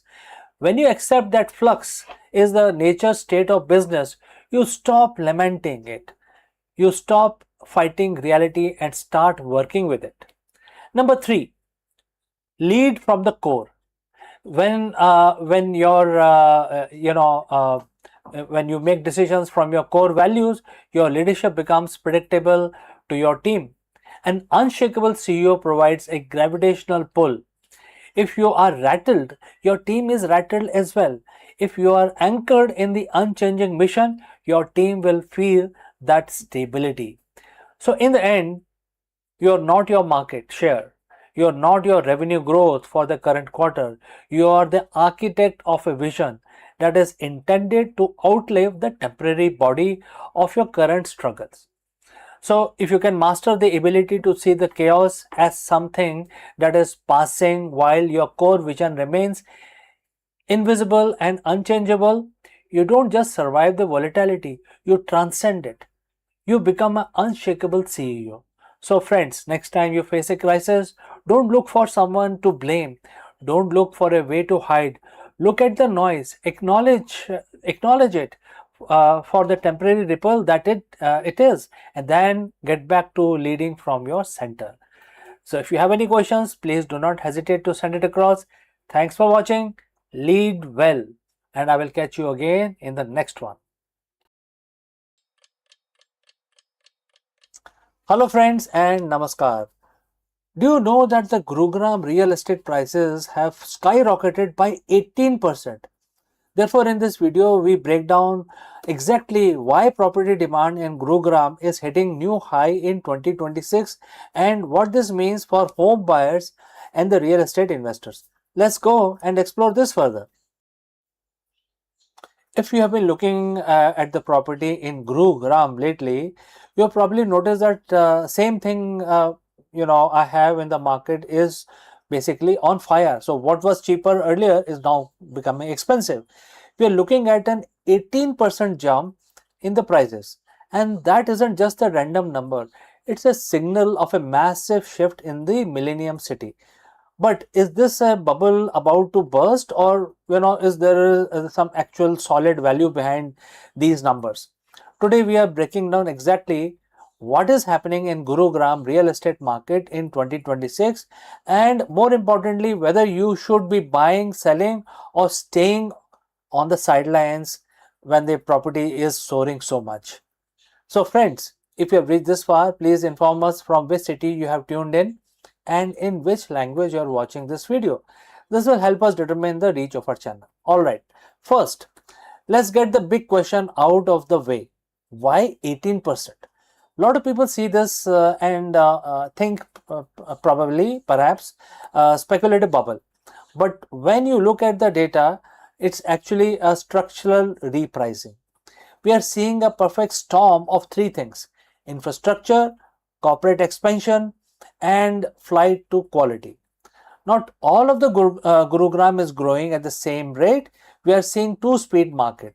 This is the part everyone ask me about. Is it too late to enter? So when we talk about two-speed market, so there are places in Gurugram which are moving slowly, but there are hot cakes, very very prime locations which are growing at 18%, especially in 2026. So question is it too late to enter? No, market is absolutely risk free. We had a massive price run up in the short 30 months window, and you need to be aware of the risk also, like potential interest rate fluctuations and the fact that we have pulled forward several years of expected appreciation into the current window. So in the end, I would like to tell you that look for a 7-year plus holding period if you are buying right now. This isn't get rich quick game anyway. It is a long-term wealth building strategy in a maturing global city. And Gurugram is a very happening place. Also, there are a lot of business opportunities for people who live in Gurugram. So Gurugram isn't just a city. It's a structural growth story. Whether you're looking at the Dwarka Expressway or the established luxury of Golf Course Road, the key is doing your homework. Don't buy the hype, but buy the fundamentals. So friends, the prices are going up, and my advice is to basically look for a property based on your budget and location preferences. But definitely, this is the right time to invest in Gurugram real estate market. If you found this breakdown useful, hit that like button, subscribe our channel, and look at the property price in Gurugram very seriously. Do let me know what sector you have in mind, and I can probably guide you further on that. My name is CK, and I will see you again in the next one. Friends, with the recent proclamation imposing a substantial fee on H-1B visas, the US is making it more challenging for companies to hire foreign workers from abroad. And when I say abroad, it's basically outside of US. This major shift in policy is poised to trigger a significant new waves of job opportunities with a career boom for Indians professionals. Why? Simply because the reverse brain drain is going to happen. What opportunities are going to be created? Let's go and explore this further. Hello and welcome. For decades, the H-1B visas has been the golden ticket for thousands of Indian professionals, a pathway to the American dream. But a recent dramatic change in the US policy, a staggering increase in the annual H-1B visa fee, is poised to disrupt this long-standing tradition. The question on everybody's mind is, what does this mean for Indian talent? Today, we are not here to talk about this setback. We are here to talk about a strategic inflection point and a massive new career boom for India. The very policy designed to protect American jobs may in fact be the catalyst that supercharges India's domestic tech and innovation sector. Now let's discuss this further. First, let's get the facts right. The new rule imposed is prohibitive, has a prohibitive annual fee of nearly 100,000 US dollars on H-1B visas. Now, this is for new visas as well as renewals. For context, the previous fee ranged from $2,000 to $5,000. This isn't just a fee hike, it is a monumental shift that fundamentally changes the economics of hiring foreign talent for US companies. The why from the US perspective is, this is aimed to discourage companies from using the H-1B program to replace US workers with cheaper foreign labor. The immediate impact, however, is this will make it financially unviable for many companies, especially small and medium-sized ones, to sponsor H-1B visas. The traditional offshore-onshore model that many Indian IT services companies have used for years is now going to become much more difficult, and therefore the whole process is questionable. For years, India has grappled with the brain drain. Its best and the brightest minds leaving for opportunities abroad. But what if the policy forces a brain gain? The new reality is that there are significant number of skilled Indian professionals who are on H-1B track will now have to reassess their career path. Many will find returning to India not just viable option but a far more attractive one. Now, what will happen to the returning talent? Professionals with global experience in cutting-edge fields like AI, machine learning, and data sciences will bring invaluable skills and knowledge back to India. Now, this influx of experienced professionals will enrich India's domestic talent pool, making it more competitive and innovation-driven. The narrative is shifting now. The ultimate marker of success is no longer a job in Silicon Valley, but the opportunity to build a world-class company in India. The fee hike has a direct effect on US companies, with the cost of sending an employee to US skyrocketing. These firms will increasingly turn to offshoring. This is a massive win for India's Global Capability Centers, or GCC. Accelerating offshoring basically means that the US companies will expand their operations in India, creating high value jobs, research and development and engineering. And India is also going to become hub for R&D. India is poised to become a global hub for research and development and innovation. Investment that was once funneled into H-1B visa costs will now be redirected into building out a robust teams and infrastructures in India. The infusion of returning talent and increased investment will act as a turbocharger for India's already burgeoning startup ecosystem. We will see more deep tech companies, more patents, more globally competitive products and services originating from India. So how do you capitalize on this unprecedented career boom? Focus on building a strong skill set in high demand areas.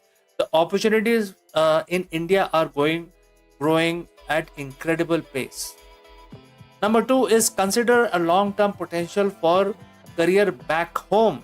The salary and the growth opportunities in India are now more competitive than ever, and you will get to be a part of a historic movement. This is a time to invest in India's talent pool. The density of top tier talent is increasing, and the cost arbitrage when compared to the new H1B visa fee is astronomical. In a world where geopolitical shift can change economic landscape overnight, India has a unique opportunity. This isn't just about policy change, it's about a fundamental shift in the global talent dynamic. By embracing this change, India can stop being a talent exporter and become a global leader in innovation and technology. The future is bright and it is being built right here, right now in India. So, friends, we have come to the end of our discussion today. If you have any thoughts, any comments, any questions, please leave them in the comment section below, and I will catch you very soon in the next one.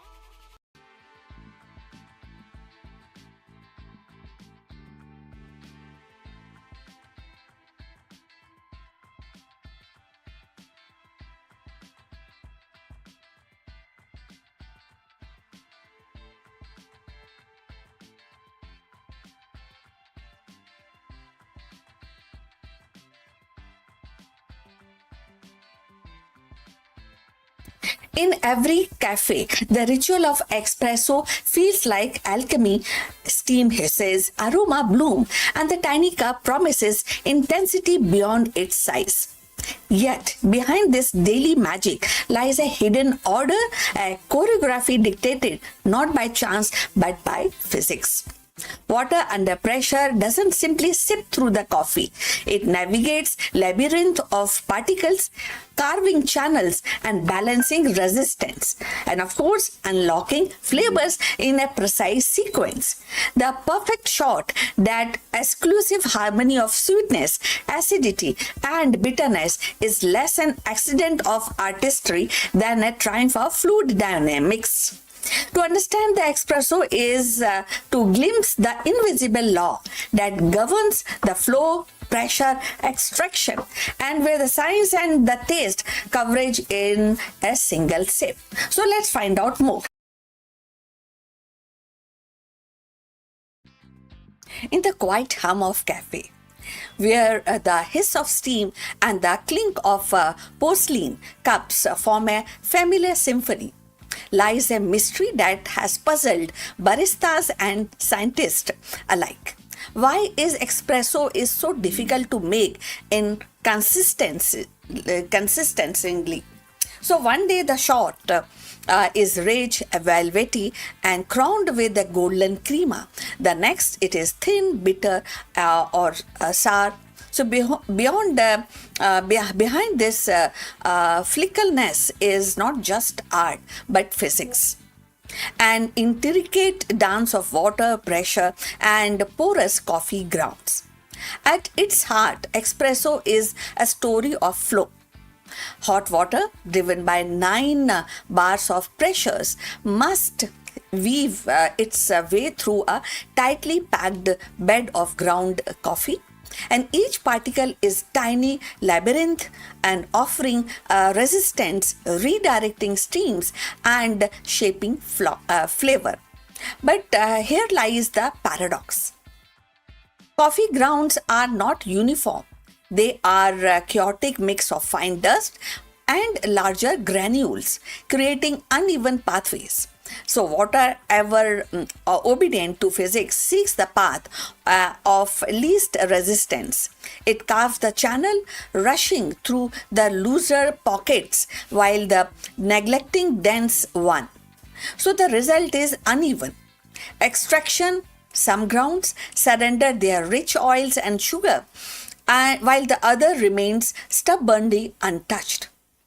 So, before we go further, if you have reached this far, please inform us from which city you have tuned in and in which language you are watching this video. This will help us to determine the reach of our channel. So, let's understand the coffee more. So, physicists studying espresso have turned to fluid dynamics and porous media theory to decode this puzzle. They discovered that the grind size and the distributions are critical. Too fine and the bed becomes near solid wall, choking the flow, producing bitterness. Too coarse and the water gushes through and leaving the flavor behind. The sweet spot lies in balance, a grind that allows water to permeate evenly, neither flooding nor suffocating. But the grind alone is not enough. Packing the ground, known as tamping, introduces another layer of physics. A uniform tamp creates a level surface, ensuring pressure is distributed evenly. An unseen tamp tilts the battlefield, encouraging water to rush through one side, creating a dreaded channeling and experiment with this high-speed cameras and sensors have shown how even slightest inconsistencies in tamps can alter the trajectory of water, changing the chemistry of the cup. So temperature too also plays a vital role. Water at 92 or around 96 degrees centigrade extract a soluble compound differently depending on its heat. Sugar dissolve quickly and acids more slowly, and the bitter alkaloid last of all. So a stable temperature ensure these compounds emerge in harmony, producing the balance complexities Expro is known for. So fluctuation, however, is like a timeline. It creates a timeline, and too cool and acidity dominates, too hot and the bitterness overwhelm. So recent breakthrough came when the physicists modeled espresso extraction using computational simulations. They created the coffee bed as a porous medium alike to soil or sandstone and applied equation of fluid flow. The model revealed that the consistency improves not by maximizing the extraction but by accepting the slight reduction. In other words, aiming for 20% of extraction rather than pushing towards 25% yield more reliable results. So this counterintuitive insight reframe the espresso not as a quest for perfection in every particle, but a balance across the whole bed. For baristas, these findings are liberating. So they suggest that the precision tool grinding with uniform burrs and tempers with calibrated pressure machines with stable thermal systems are not luxuries but necessities for consistency. So they also highlight the artistry of restraint. Knowing when to stop purchasing the last drop of flavor and instead embracing the physics of flow. So beyond the cafe, the implication ripples outward. Espresso became a metaphor for complexities in porous system. From oil recovery to geology to drug recovery, delivery to in medicines. The same equation that describe water through coffee grounds can model fluid through tissues or rocks.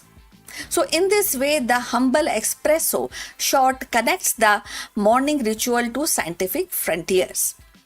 And so the next time when you sip perfectly balanced espresso, Remember, it is not just the skill of barista nor the quality of beans, but the invisible hand of physics guiding every drop. So within that small cup lies a universe of equation, a symphony of flow, and the quiet triumph of science over chaos. So, in the end, the pursuit of perfect espresso is not simply about taste, it is about harmony between science and ritual. So, every shot embodied the law of flow and the resistance, the balance of heat and pressure, the subtle choreography of countless particles yielding their essence to water. So, what once seemed like a chance is revealed by physics in motion and a quiet order beneath the chaos. So each cup becomes more than a beverage. It is a distillated lesson in precision, patience, and the beauty of natural laws. So to savor the espresso is the savior of triumph of science made tangible, where the flavor flows as predictably as equation, yet still feels like a magic in the hand. So we have come to the end. Thanks for watching. We look forward for your comments. Please like and subscribe our channel and see you in the next one. But before we end, a few words from our affiliate partner. Stop settling for a good enough video. If your built-in laptop camera looks like a grainy mess, it is time for an upgrade. Want to instantly level up your video presence? I like to present the Lenovo Performance FHD webcam. This is a game changer for your desktop setup. Technically, this is packed. It has a very sensitive RGB sensor, very crisp photographs it takes. Also comes with two microphones on board, which helps you to record very clear voice in stereophonic format. And these microphones are very sensitive. You can actually move away from the camera up to 2 meters and these microphones will pick up your voice without any problem. This is a very strong piece. This is very sturdy. Comes with tripod ready, comes with a very long leash, so it gives you a lot of flexibility to place the webcam wherever you want to keep in your studio. And also it has a swivel base, which is also very handy. So if you want to basically level up your game and you want to pick up this camera at a discount, please click on the link here or scan the QR code. Now let's get back to our video.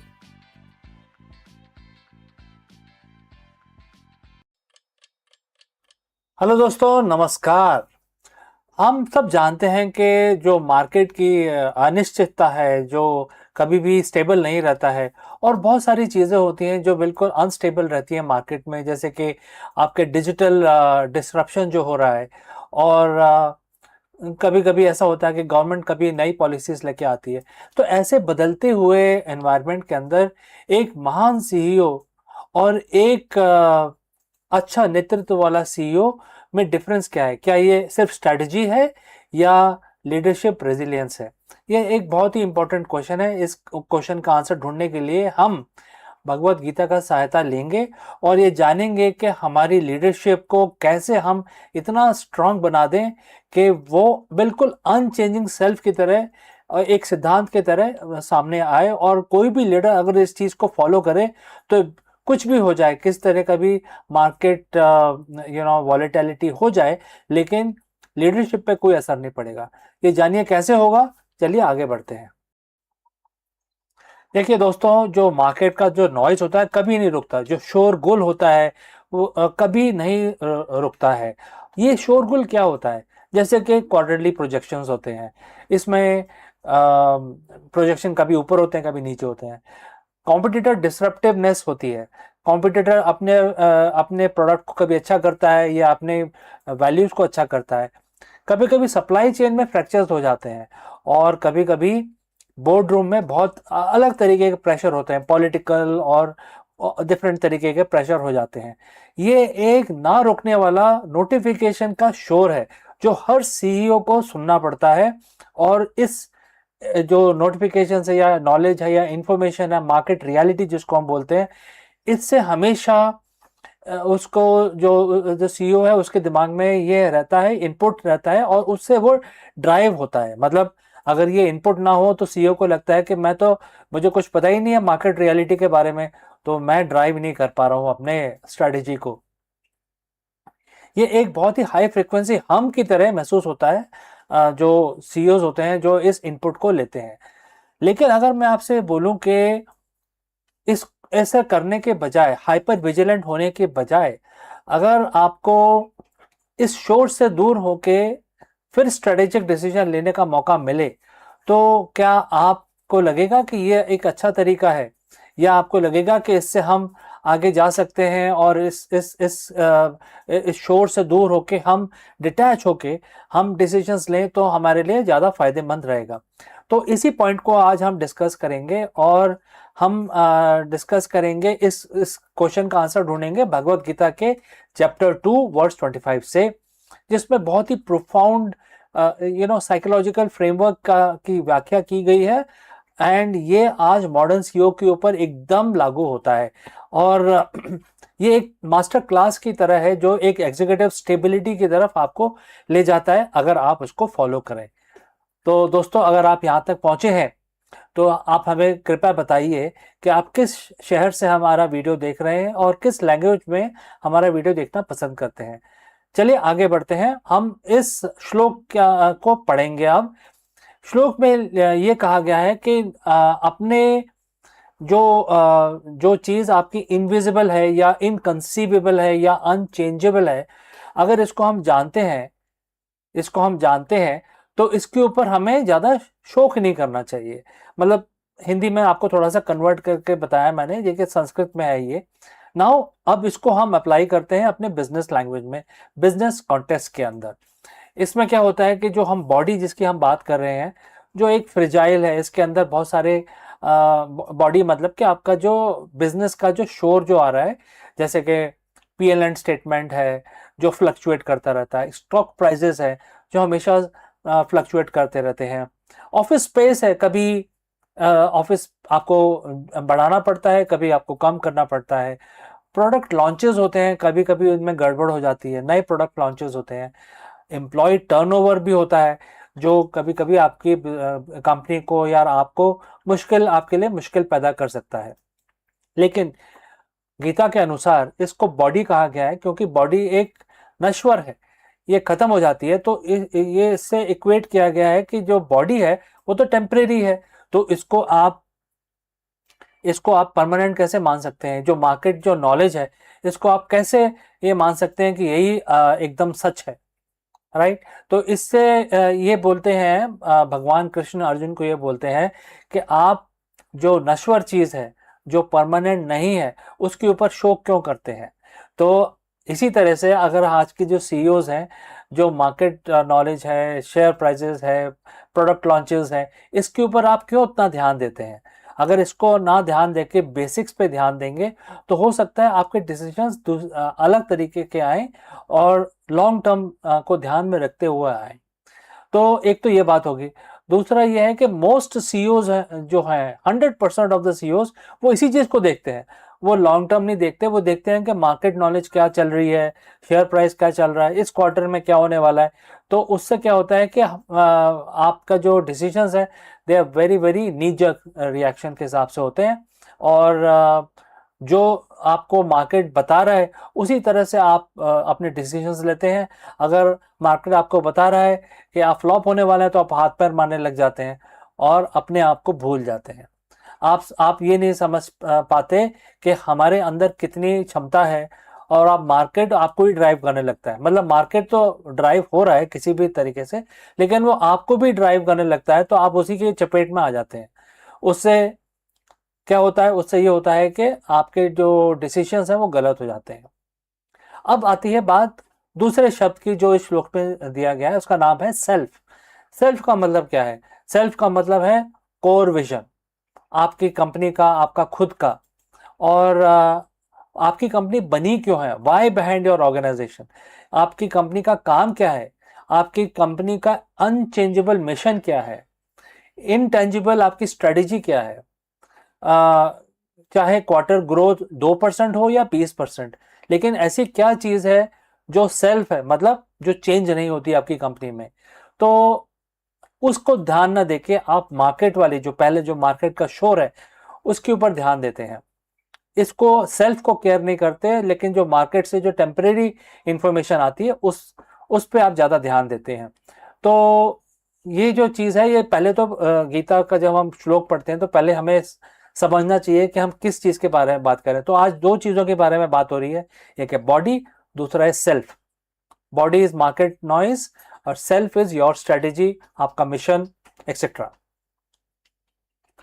अब आप देखिए, कोई surgeon है जो एक CEO के समान है, कभी भी फियर से पैरालाइज नहीं होता है। मतलब जो पेशेंट पे के ऊपर जो वो काम कर रहे होते हैं, अपना उनके ऊपर उपचार या इलाज कर रहे होते हैं, तो कभी इतना इमोशनल नहीं होते हैं। क्यों? इसका मतलब यही है कि अगर वो इमोशनल हो जाएंगे तो वो पेशेंट की ठीक तरीके से इलाज नहीं कर पाएंगे। तो इसी तरीके से सीईओ इतना इमोशनल नहीं होना चाहिए मार्केट नॉलेज को लेकर। अपने बेसिक, अपनी सेल्फ के ऊपर ज़्यादा ध्यान देना चाहिए, और अपने जो स्ट्रेटजी है उसको ऑपरेशनलाइज करने के लिए उसको एक लॉन्ग टर्म स्ट्रेटजी बनानी चाहिए जो बिल्कुल चेंज ना हो, कभी चेंज ना हो, अनचेंजेबल जिसको बोलते हैं। तो भगवान कृष्ण ने बताया कि आपकी स्ट्रेटेजी, आपका मिशन, आपकी वैल्यूज बिल्कुल अनचेंजेबल होनी चाहिए। अब इन चीजों को हम करेंगे कैसे? अगर आपको आज ये करना हुआ तो ऑब्वियसली एक दिन में तो ये हो नहीं पाएगा। तो चार चीजें मैं अपनी तरफ से आपको बताता हूं जो आपको प्रैक्टिस करनी है। पहला है सेल्फ ऑडिट। आप किसी भी डिसीजन, कोई भी डिसीजन लेने से पहले आप पहले इस सिचुएशन का ऑडिट कर लें। ऑडिट का मतलब ये है कि अगर मैं कोई डिसीजन लेने वाला हूं या वाली हूं, तो ये देख लें कि मैं डिसीजन जो ले रहा हूं लॉन्ग टर्म को ध्यान में रख के ले रहा हूं, या मैं जो मार्केट का नॉइज है, पैनिक होके, फियर के अंदर आके मैं इसको ले रहा हूं। तो ये ऑडिट करना बहुत जरूरी है। आपको 1 मिनट, 5 मिनट, आधा घंटा, 1 घंटा, जितना भी आपको टाइम लगे, इस चीज का आप ऑडिट करें और देखें कि मैं शॉर्ट टर्म से इफेक्ट हो रहा हूं क्या, या मैं लॉन्ग टर्म के को कंसिडर करते हुए इस पे काम कर रहा हूं। नंबर 2 है प्रैक्टिस रेडिकल एक्सेप्टेंस। आपको ये एक्सेप्ट करना चाहिए कि जो अनचेंजेबल है मार्केट के अंदर, वो कभी चेंज नहीं हो सकता, उसको कोई भी हिला नहीं सकता है।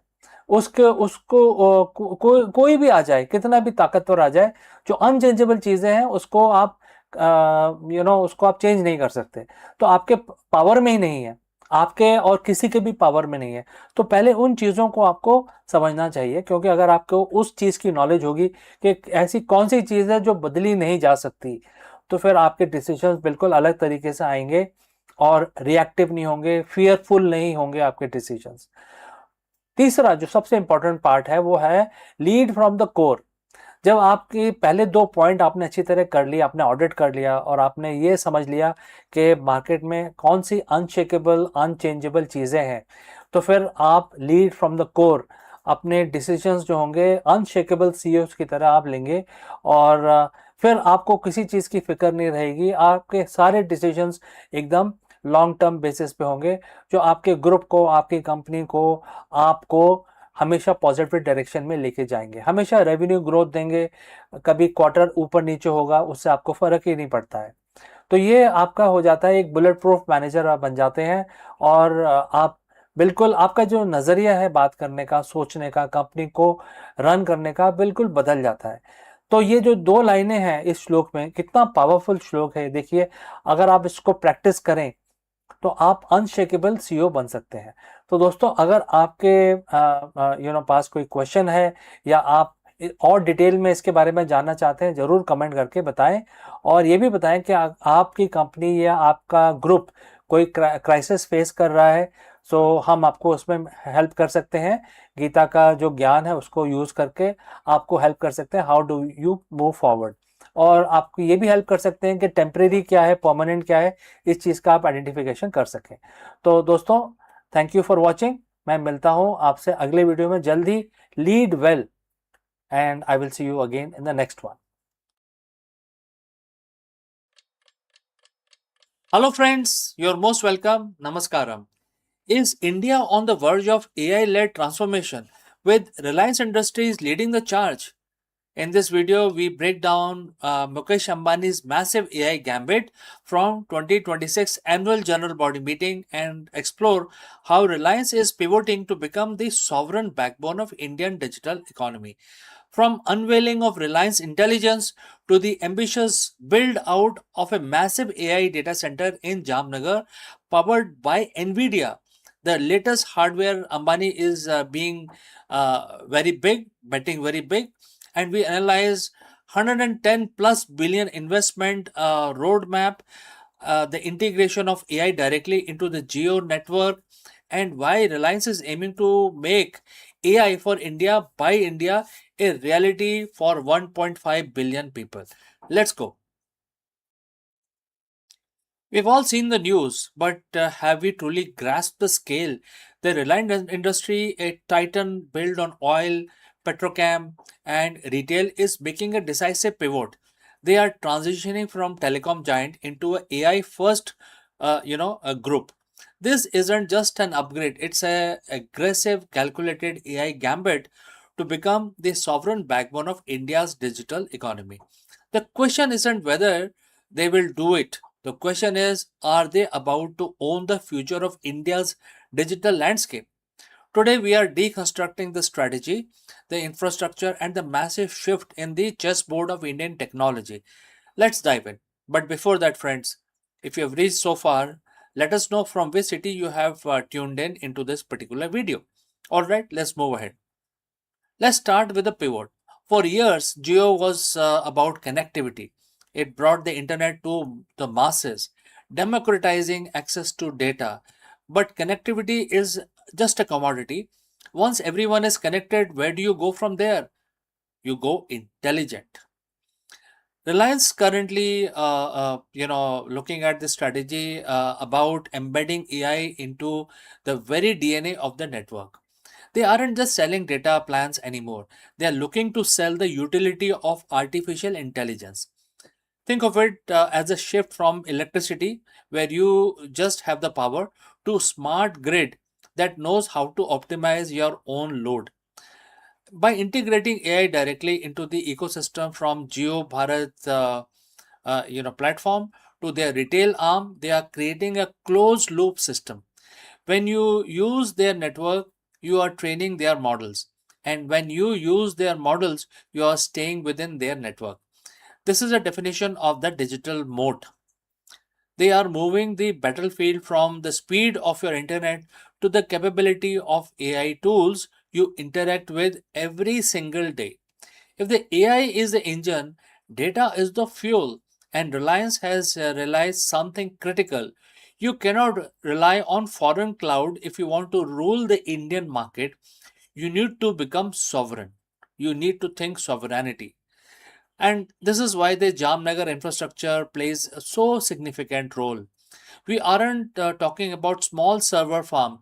We're talking about massive data centers built to house high performance computing hardware that can process AI models at very high scale. By building this sovereign AI backbone, they achieve two things. One, lower latency. Keeping the data local means faster response for the end user. Number two, data sovereignty. In a world where data privacy is the new gold, Reliance is positioning itself as a trusted custodian of Indian digital information. They are effectively building a national AI cloud. And for an enterprise to have the capital and the land to build this at a scale of a country rather than a company is a structural advantage that hard for competitors to match. And here is where the gambit becomes brilliant. Much of the global AI development happens in English for an English speaking audience. Reliance strategy is AI for India by focusing on multilingual models supporting the 22 major languages. They are unlocking the next billion users who were previously excluded from the AI revolution. This is the democratization of intelligence. Imagine a small business owner in a tier 2 city using a voice activated AI built by Reliance. that handles their inventory, their accounting, and their customer queries all in their local dialect. This is not just the feature, it is an economic transformation. By lowering the barrier to entry, Reliance isn't just chasing high end, high tech market, they are capturing the entire pyramid of the Indian economy. Now, is this a guaranteed win? No. A gambit, by definition, involves sacrificing a piece to gain a dominant position. And the risks are real. What are the risks? Number one is regulatory scrutiny. As a company becomes the gatekeeper of country's digital infrastructure, regulator naturally start asking questions about the competition and their liability. Number two is execution speed. AI moves at light speed. Can a massive group maintain the agility of a startup? Number three, the competitors. We cannot forget that the global tech giants are also looking at India and they want to set up big firms in India as well. Reliance is betting that their distribution network, the fact that they are already on your phone, your stores, and your homes, is the ultimate trump card. They aren't just selling technology, they are selling the ecosystem. And in the digital age, ecosystems are how you win. To wrap up, the Ambani AI gambit is the most significant corporate shift we have seen in this decade. It's a transition from being a service provider to becoming an architect of our digital reality. Whether this lead to a new era of prosperity or a concentration of power is something we will have to watch closely. And strategy isn't about what you do today, it's about anticipating the world of tomorrow. It seems that tomorrow is being written in code right here in India. I am Chandrakant, and if you found this breakdown valuable, hit the subscribe button, join our community. We are here to decode the shifts that matter. Until next time, friends, keep thinking strategically, and I will see you very soon in the next one.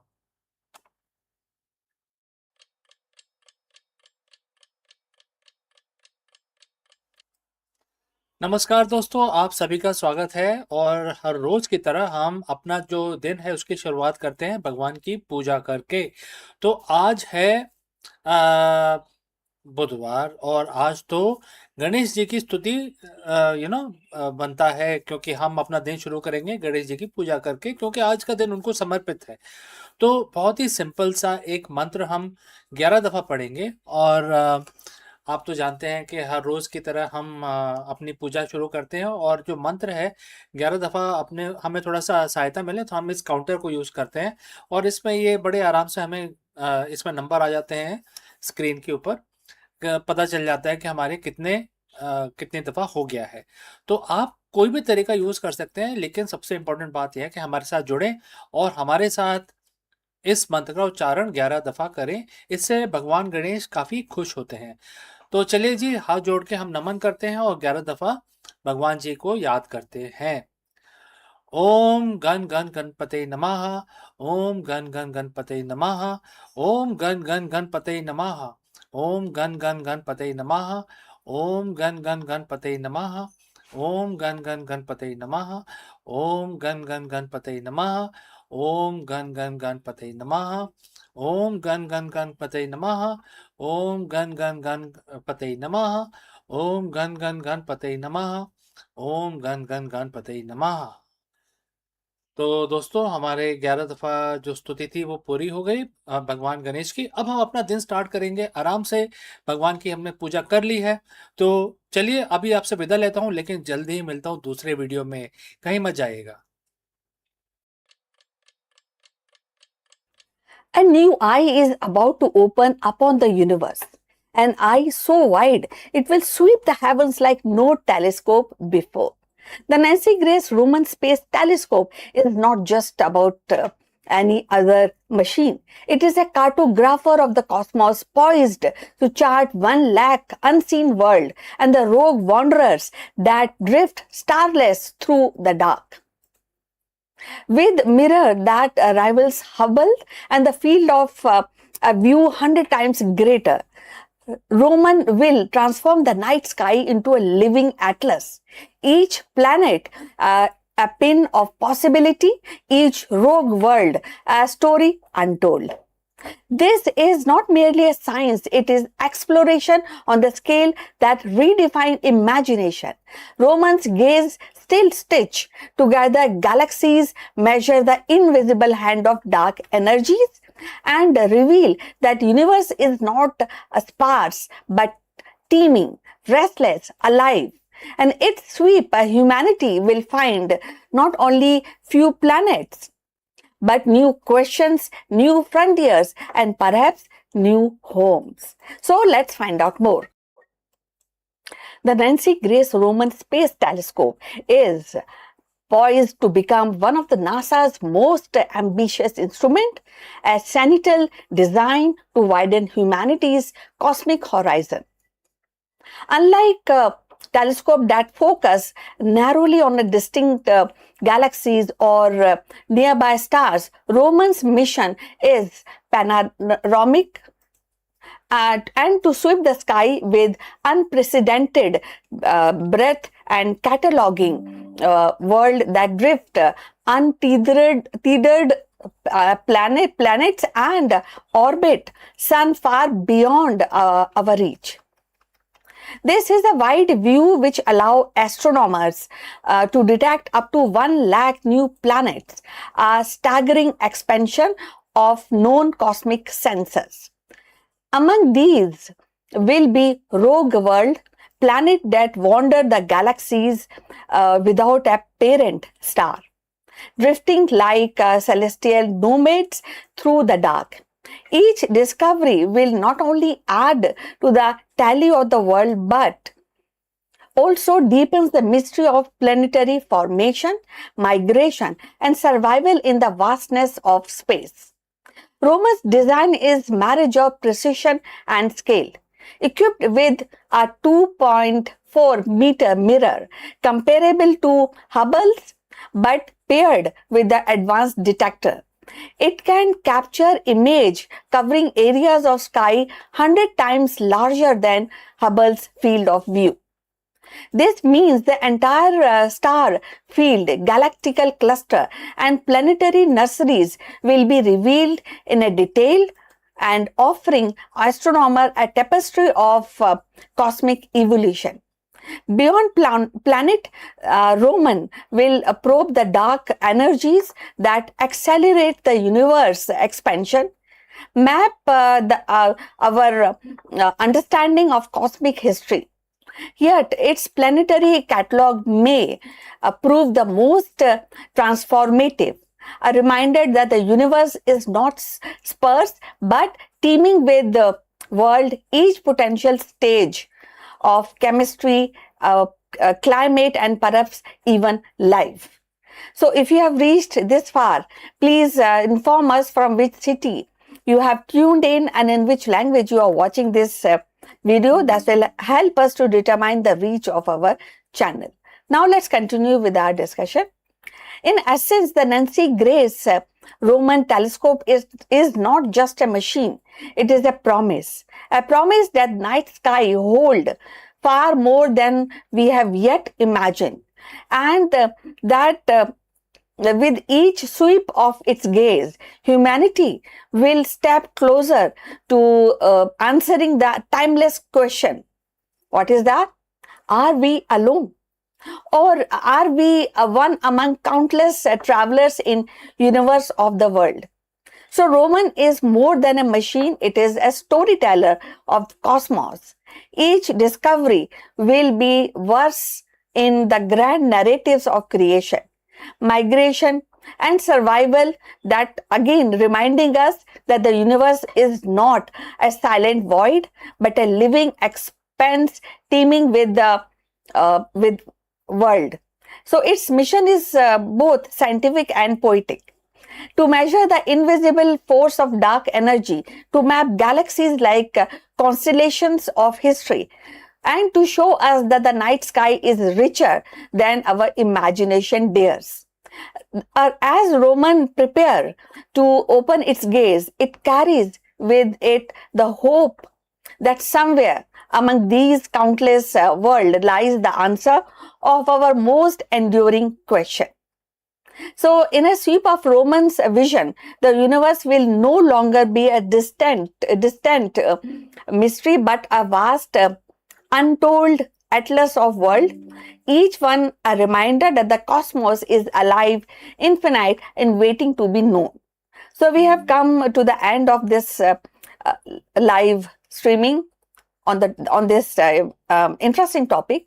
Thanks for watching, and please like and subscribe our channel, and I'll see you in the next one.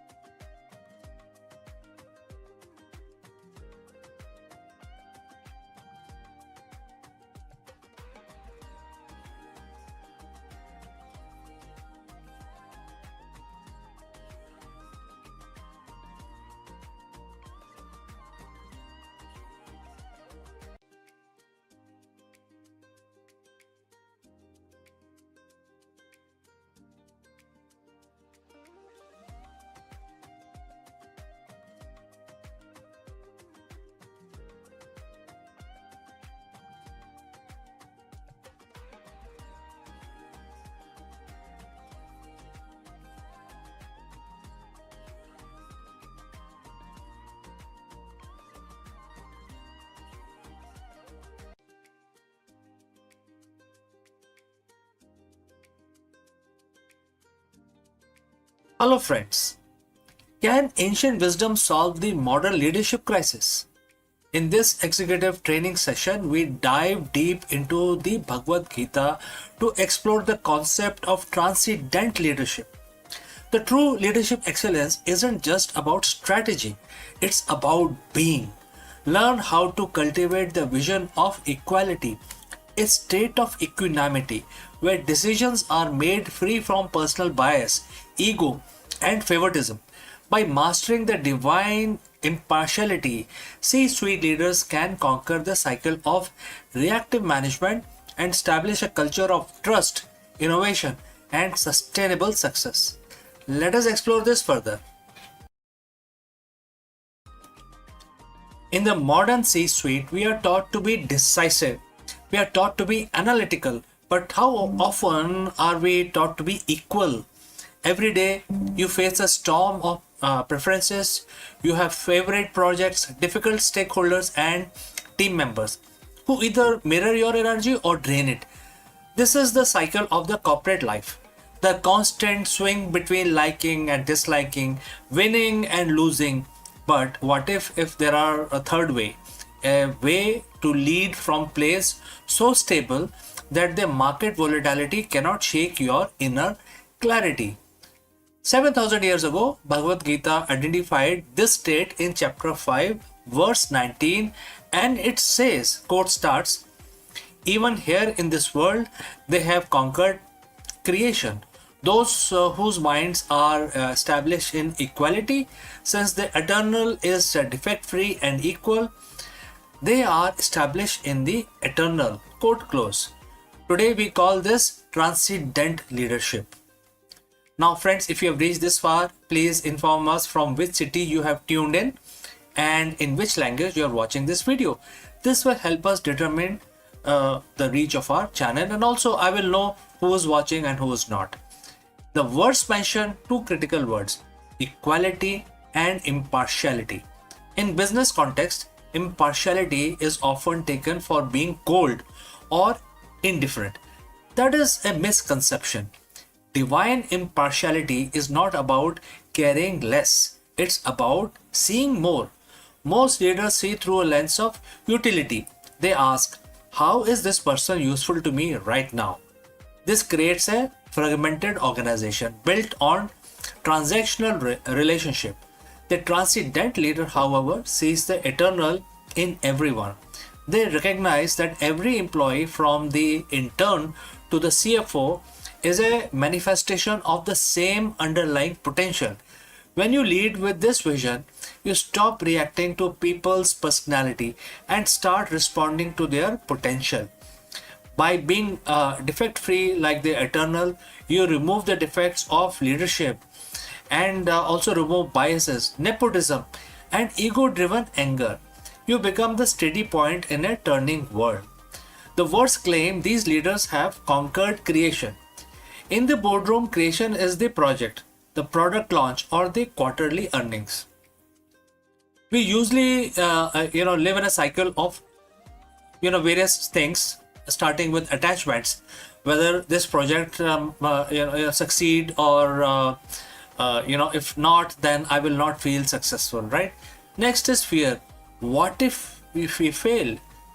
Third is reaction, micromanagement or blame somebody else. So, transcendental leadership breaks the cycle. When your mind is established in equality, you realize that your worth is not tied to the birth of a success or the death of the failure. Think about most respected leaders that you know, right?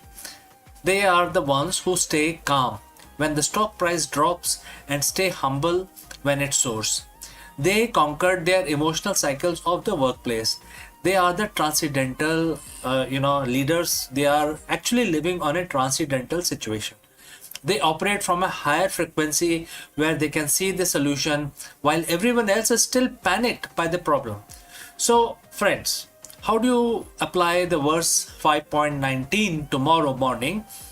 And, I would like to suggest 3 pillars for you to basically implement this theory in practice, starting with 360-degree human view.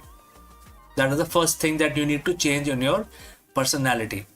So next time you are in a meeting, consciously look at the person you disagree with most. Remind yourself that their core essence is no different from yours. This doesn't mean that you agree with their strategy. It means you respect their presence. This dissolves hostility and opens the door to genuine negotiations. Second, decision making in the gap. So, that is the second change that you need to bring about. Between a stimulus and your response, there is a gap. Use that gap to ask, am I deciding based on the personal preference or am I deciding based on the equal good of the organization? Third is relinquish I actor, which is, in other words, is ego. So Bhagavad Gita teaches that the leader is not the sole cause of success. You are a channel.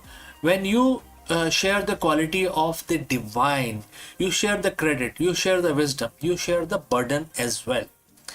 Verse 19 concludes by saying that those who master this equality are established in the eternal. For a leader, this is the ultimate competitive advantage. It is the transcendental situation, a state of high performance peace. You aren't just managing a company, you are mastering yourself. When you lead with impartiality, you don't just build a better business, you build a legacy of wisdom. You become a leader that people don't just follow because of a paycheck, but because your very presence brings clarity to their chaos.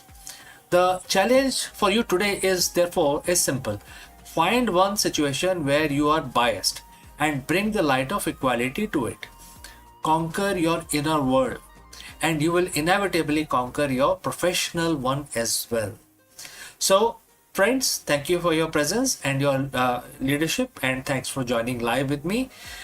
We have come to the end, but before I end, a word about our affiliate partner. Stop settling for a good enough video. If your built-in laptop camera looks like a grainy mess, it is time for an upgrade. Want to instantly level up your video presence? I like to present the Lenovo Performance FHD webcam.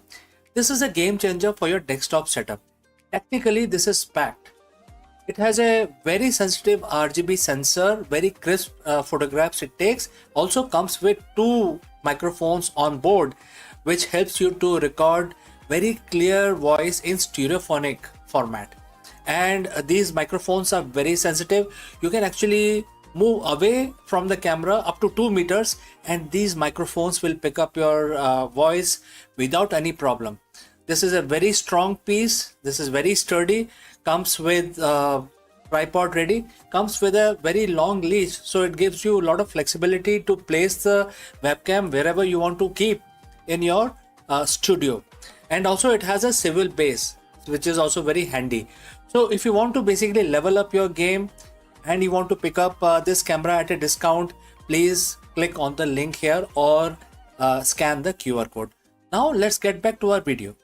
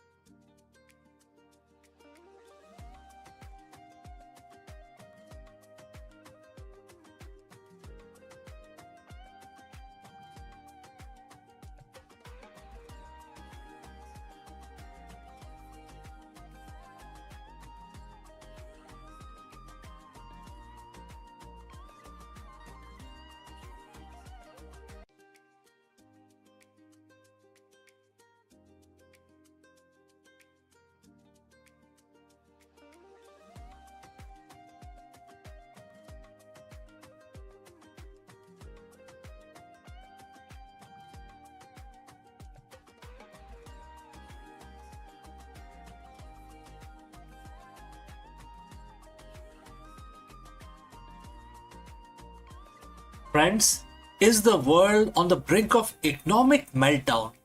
In this video, we break down the explosive news as President Trump announces a staggering 50% tariff on Chinese imports. This massive escalation comes on the heel of the collapsed Islamabad Peace Summit, sending shockwaves through global market and intensifying the fear of all-out trade war once again.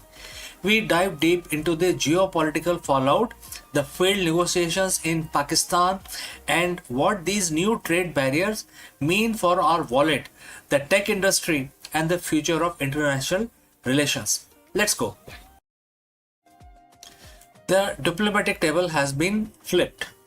What started as a high-stake attempt at the global stabilization in Islamabad has ended in a spectacular public breakdown, and the response from White House, it's an economic earthquake.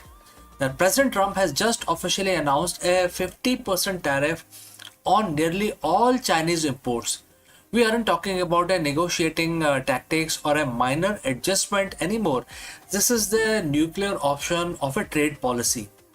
In the next 10 minutes, we are going to peel back the curtain on why the Islamabad Peace Summit failed so catastrophically, how these tariffs will ripple through your bank accounts, and why analysts are calling this the beginning of the most dangerous economic era since the Great Depression.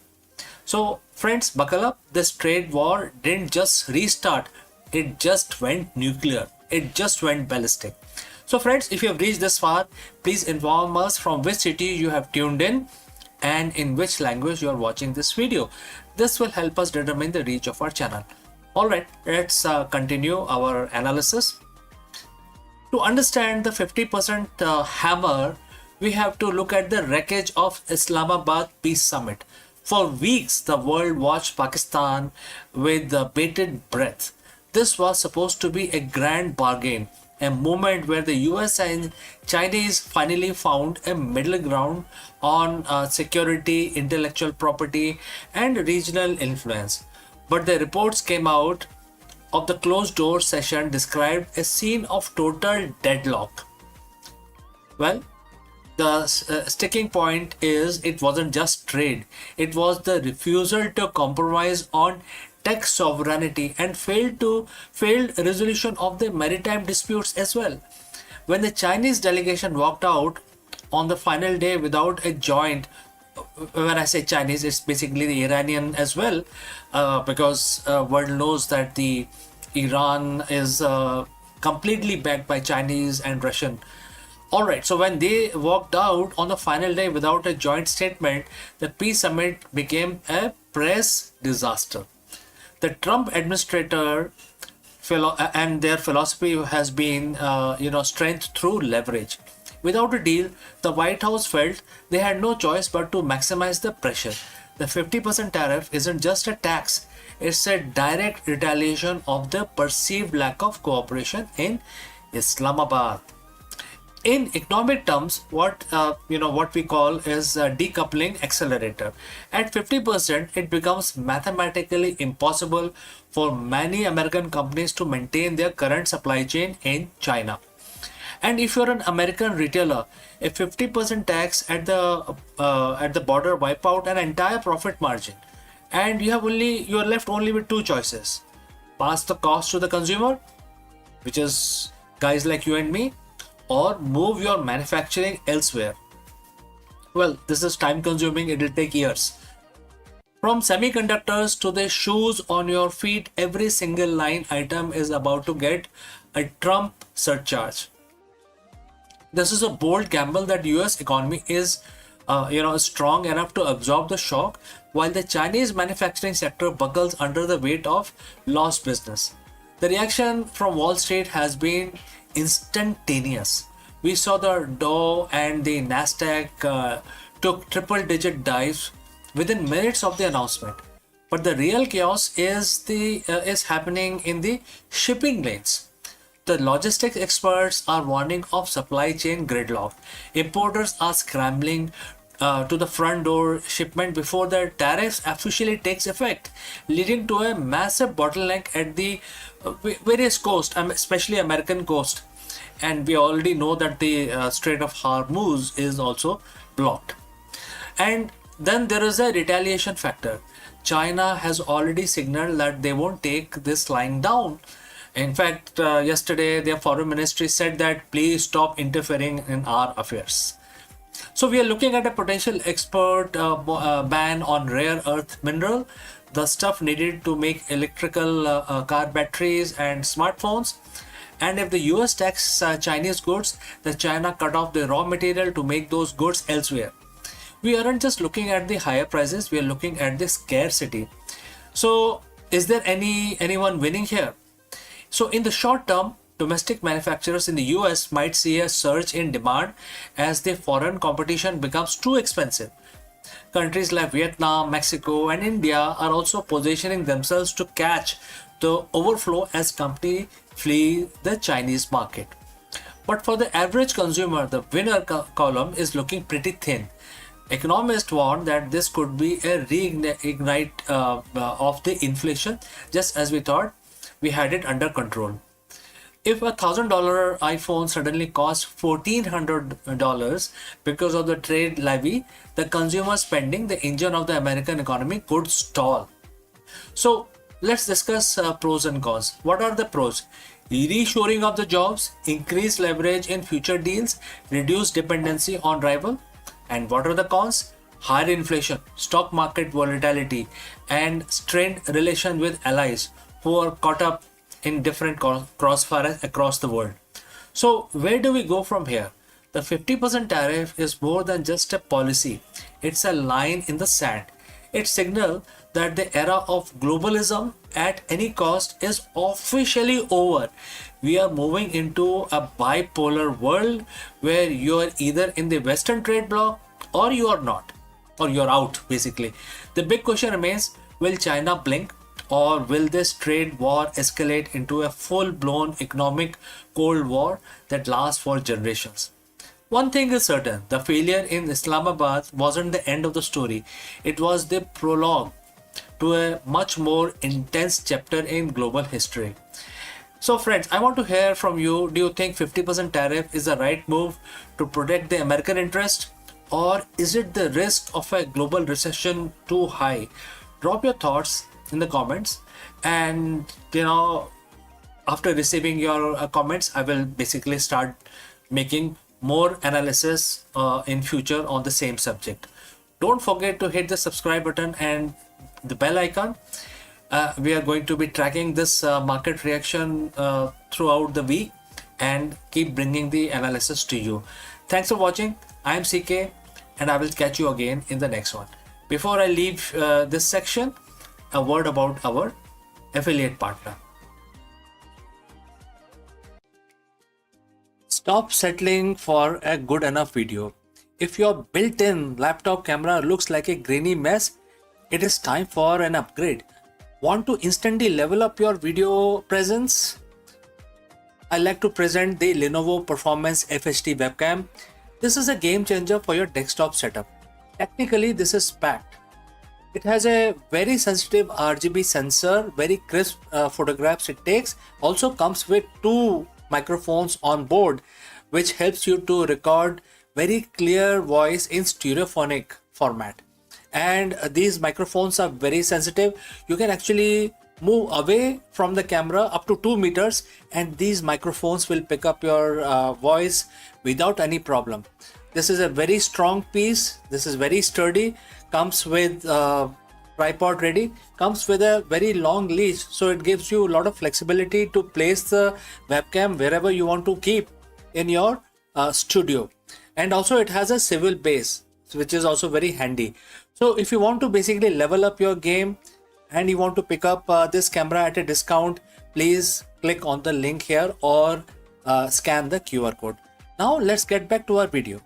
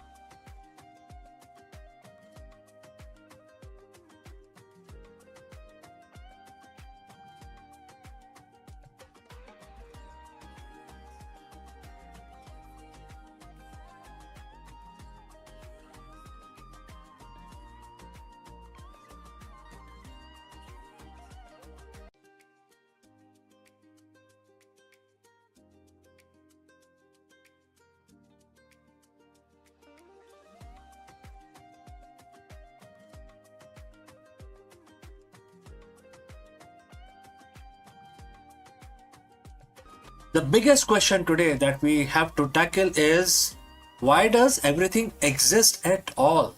For decades, the physicists have been haunted by the antimatter mystery. The fact that the Big Bang should have produced equal amount of matter and antimatter, leading to total annihilation and an empty universe. But a groundbreaking theory suggests that answer lies in the exploding black holes. In this video, we dive deep into the world of primordial black holes, PBH, tiny high energy black holes formed seconds after the birth of the universe. Unlike their massive cousins, these tiny titans don't just sit there, they evaporate through Hawking radiation, eventually ending in violent explosions. We will explore how these cosmic firecrackers may have tipped the scale, creating the slight excess of matter that allowed stars, planets, and humans to form. Let us explore this further. Friends, what happens is that everything eventually fall into black hole. If you go very close to the black hole, you will see that the black hole will actually pull you in and then devour you, spedify you, and really bad thing happens to you. Your energy is sucked out and becomes part of the black hole. And so scientists used to wonder, what will happen to black hole. Are they eternal? And it turns out that the Stephen Hawking said no, they are not, because they are also radiating, and that radiation, very very minute radiation, very faint, is now what we call the Hawking radiation. Well, this video is not about Hawking radiation, but the important part is that even black hole, which are the biggest sucker of the universe, also radiate, and therefore if they are radiating, that means their mass is going to reduce eventually, and then they will have to completely evaporate. However, black holes don't go out simply evaporate. When they come to the minimum size that they can have, there is a internal pressure, or the pressure of the vacuum, because of which after crossing that threshold, I mean, they have the event horizon, but they also have a minimum size horizon. Once they cross that, they simply explode. They cannot, the inward pressure cannot hold, and it evaporates or explode instantaneously, and the energy is released back into the universe. And that is what may have caused the extra matter that we see, the energy released after exploding of the initial black holes. So now scientists have debated, and they have agreed upon that when the universe formed, there were trillions, gazillions of the primordial black holes formed. These are microscopic black holes, and they are very small as a proton, but they have a mass equal to a moon. So they have still very strong power. They can pull things towards them. They can devour everything, but they're quite small, very difficult to detect. And since they are small, that means their time came before our solar system took birth. When we started coming to the world, the primordial, that's the assumption again, the primordial black holes would have been long gone. So now going back to the mystery. The mystery is, when the universe formed, there should be equal amount of matter and antimatter. Matter is what we are made of, and antimatter is equally an opposite matter. And when these two guys touch each other or come close to each other, they completely annihilate into a pure energy. So now we know that there was equal amount of matter and antimatter was formed in the initial first day of the universe, and then after some time the matter antimatter came close again and annihilated, and therefore there was a second bang. And we now know that the second bang really happened, and then it was still in the very early stages of the universe formation. However, if we take the if we consider the PBH, which is the primordial black hole, very very tiny small black holes, if they were also formed before the annihilation happened, that means that portion of the matter was not part of the second bang, right? That means the second bang happened, the matter and antimatter collided and exploded with releasing a lot of energy into the space. However, the PBH were out of this explosion, and they evaporated, releasing a lot of matter. And that is where the mystery of why we do not see antimatter in the space. Whatever we see today using our very advanced telescope, we don't see anything made of antimatter. We see everything made of electrons, protons, neutrons, atoms.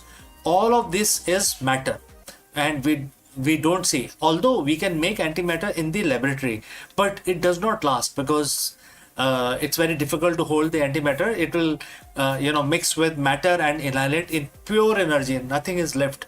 It's a matter antimatter explosion is the best explosion, best release of energy, because there are no byproducts out of that. Pure energy is released.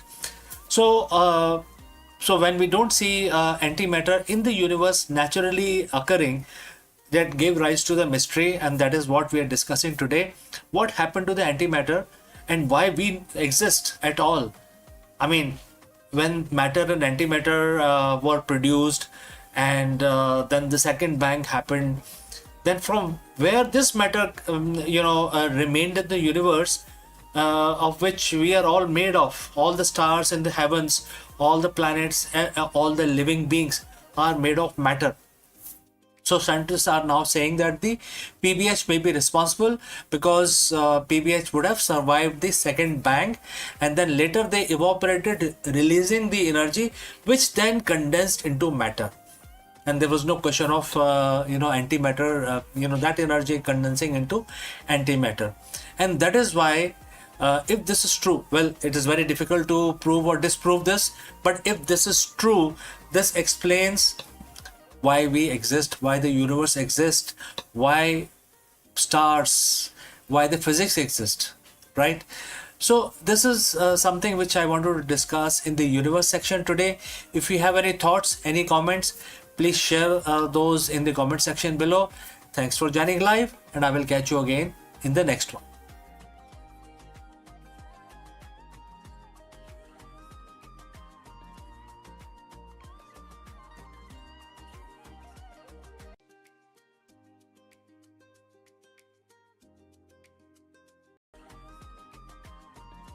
Hello friends.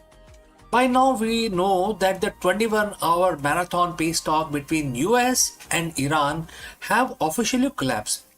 What does this mean for the global stability and your wallet as well as mine? Therefore, in this video we break down the dramatic failure of the Islamabad Peace Summit, where Vice President J.D. Vance and the Iranian negotiators failed to reach a ceasefire after nearly 21 hours of high-stake diplomacy following the expiration of the temporary 2-week ceasefire. The Middle East is now bracing for the return to active hostility and a massive economic ripple effect. Let us discuss this further. It's being called the most consequential 21 hours in the modern diplomacy. In a high-stake hotel room in Islamabad, Pakistan, the world held its breath as the Vice President J.D. Vance and the Iranian negotiators sat face to face for the first time in decades. What was the goal? The goal was very set: to stop the war that has already crippled global trade and brought the Middle East to its knees. But as of this morning, which is April 13, 2026, the silence from the Serena Hotel was broken by a single devastating sentence from the US delegation: no deal has been reached. The temporary 2 weeks ceasefire has now also expired. The peace deal has collapsed, and as the diplomats head back to the airport, the markets are already reacting. Oil is spiking, gold is hitting record high, and the drums of war are beating louder than ever. Today we dive deep into understanding what exactly is going on, and why the Islamabad Peace Summit failed, and what this means for the global economy as we brace for the fallout. So friends, if you have reached this far, please inform us from which city you have tuned in and in which language you are watching this video. This will help us determine the reach of our channel, and I will also know who's watching which segment, etc. Now let's proceed further. To understand why this failed, we have to look at the clock. The talks began with a glimmer of hope. President Trump had sent high-powered team headed by Vice President J.D. Vance, Special Envoy Steve Witkoff, and Jared Kushner. They were meeting an Iranian delegation led by Mohammad Bagher Kalibaf. For 15 hours, the talk were described as expert-level discussions. They were exchanging text, debating the finer points of a 15-point proposal. But by hour 20, the atmosphere completely shifted. US presented, what they called their best and final offer. The core of the American demand was simple. Iran must provide an affirmative commitment to stop all nuclear enrichment and immediately, unconditionally reopen the Strait of Hormuz. The Iran response, they called the demand excessive. Tehran counter-offered with their own 10-point plan, demanding the immediate withdrawal of all US forces from the Middle East and lifting of all sanctions before a single ship moved through the Strait of Hormuz. By 4 a.m. local time, the deadlock was absolute. J.D. Vance walked out, stating that if the Iranians weren't willing to negotiate in good faith, the US was not, receptive to further stalling. The open hand of diplomacy has been replaced by a closed fist.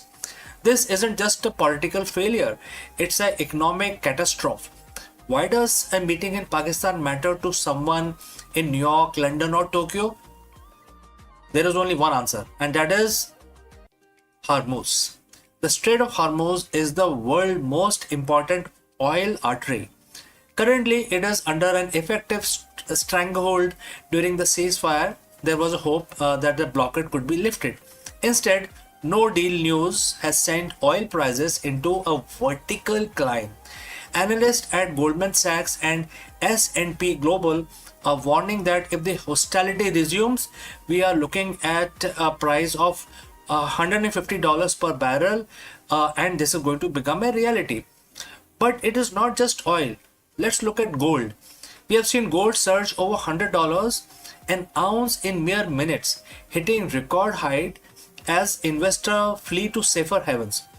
The Gulf economies, nations like Qatar and Kuwait, which rely entirely on the strait, are looking at potential recession of up to 5% this year. Supply chain. Let's look at how this will impact supply chain. From semiconductor to food imports, the Middle East, stress test is basically completely failing, and it is going to basically create a major problem for the world. Iran has already struck Amazon data centers in Bahrain and UAE earlier this year. With the peace deal dead, tech giants like Microsoft and Google are reportedly considering their entire presence in the region. We are witnessing the de-globalization of the Middle East in real time. So what happens tomorrow? What happens today? 2-week ceasefire is officially over. President Trump has already stated that he is ready to open the strait with or without Iran's cooperation. On the ground that the situation is volatile, Israel has agreed to talks with Lebanon but refused to speak with Hezbollah. In Iran, hardliners are already claiming victory, saying they forced the US to the table and gave up nothing. Well, military buildup is staggering. The US has erected missiles launchers at Qatari Air Base, and second aircraft carrier is moving into Gulf. On the other side, Iran has deployed advanced Chinese anti-stealth radar system. The Epic Fury war, as some are calling it, as no longer a threat, it's a renewed reality. If a single spark hit a tanker in the next 48 hours, the limited conflict could transform into a regional issue that involves every major power on earth. Diplomacy is a game of red lines, and in Islamabad, both sides finally hit them. The US won't accept a nuclear Iran, Iran won't accept a US policed region. We are entering a period of extreme uncertainty. The failed peace deal of 2026 will likely be remembered as a moment the world realized that the old rules of Middle Eastern diplomacy are officially broken. For now, keep an eye on the oil stickers and the troop movement in Pakistan and also in Oman. The next move won't be made by a diplomat in a suit, it will be made by commanders in cockpit. So, friends, what do you think? Was the US too rigid in their demands, or is Iran simply playing for the time while the world's economy burns? Let me know in the comments below. This is a developing story, and we will be here to bring you the update as that happens. Don't forget to subscribe and hit the bell icon. In a world that's this volatile, staying informed is our only hedge. I'm CK, and I will see you in the next one. Before we go to the next section, a word about our affiliate partner. Stop settling for a good enough video. If your built-in laptop camera looks like a grainy mess, it is time for an upgrade. Want to instantly level up your video presence? I like to present the Lenovo Performance FHD webcam. This is a game changer for your desktop setup. Technically, this is packed. It has a very sensitive RGB sensor, very crisp photographs it takes. Also comes with 2 microphones on board, which helps you to record very clear voice in stereophonic format. And these microphones are very sensitive. You can actually move away from the camera up to 2 meters, and these microphones will pick up your voice without any problem. This is a very strong piece. This is very sturdy. Comes with tripod ready. Comes with a very long leash, so it gives you a lot of flexibility to place the webcam wherever you want to keep in your studio. And also it has a swivel base, which is also very handy. So if you want to basically level up your game and you want to pick up this camera at a discount, please click on the link here or scan the QR code. Now let's get back to our video. नमस्कार दोस्तों, आप सभी का स्वागत है। और आज 2 जून का तारीख है आज, और आज तो मंगलवार है। तो आज अपना दिन शुरू करने से पहले हम हनुमान जी की प्रार्थना करेंगे और हम हनुमान चालीसा का पाठ करेंगे। आप भी हमारे साथ जुड़े और हनुमान चालीसा का पाठ करें। चलिए शुरू करते हैं। श्री गुरु चरण सरोज रज, निज मन मुकुर सुधार, वर्णव रघुबर बिमल जसु, जो दायक फल चार। बुद्धिहीन तनु जान के, सुमरो पवन कुमार, बल बुद्धि विद्या देहु मोहे, हरेउ क्लेश विकार। जय हनुमान ज्ञान गुण सागर, जय कपीस तेहु लोक उजागर। रामदूत अतुलित बल धामा, अंजनी पुत्र पवन सुत नामा। महावीर विक्रम बजरंगी, कुमति निवार सुमत के संगी। कंचन वरन विराज सुवेसा, कानन कुंडल कुंचित केसा। हाथ वज्र ओ ध्वजा बराजे, कांधे मूज जनेऊ साजे। शंकर सुवन केसरी नंदन, तेज प्रताप महाजगबंदन। विद्यावान गुणी अति चातुर, राम काज करवे को आतुर। प्रभु चरित्र सुनवे को रसिया, राम लखन सीता मन बसिया। सूक्ष्म रूप धरी सिंह दिखावा, विकट रूप धरी लंक जरावा। भीम रूप धरी असुर सहारे, रामचंद्र जी के काज संवारे। लाए सजीवन लखन जी आए, श्री रघुवीर हर्ष उर लाए। रघुपत कीनी बहुत बढ़ाई, तुम मम प्रिय भरत संभाई। सहस बदन तुमरो यश गावे, अस कहि श्रीपति कंठ लगावे। सनकादि ब्रह्मादि मुनीसा, नारद सारद सहित अहिसा। जम कुबेर दिक्पाल जहां थे, कवि कोविद कह सके कहां थे। तुम उपकार सुग्रीव ही कीना, राम मिलाए राजपद दीना। तुमरो मंत्र विभीषण माना, लंकेश्वर भय सब जग जाना। जुग सहस्त्र जोजन पर भानु, लील्यो ताही मधुर फल जानू। प्रभु मुद्रिका मेल मुख माही, जलधि लांघे अचरज नाही। दुर्गम काज जगत के जेते, सुगम अनुग्रह तुमरे तेते।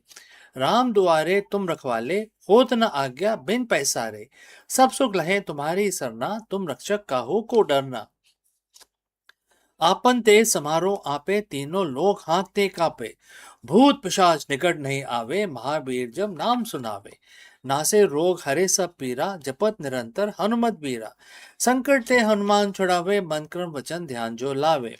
सब पर राम तपस्वी राजा, तिनके काज सकल तुम साजा।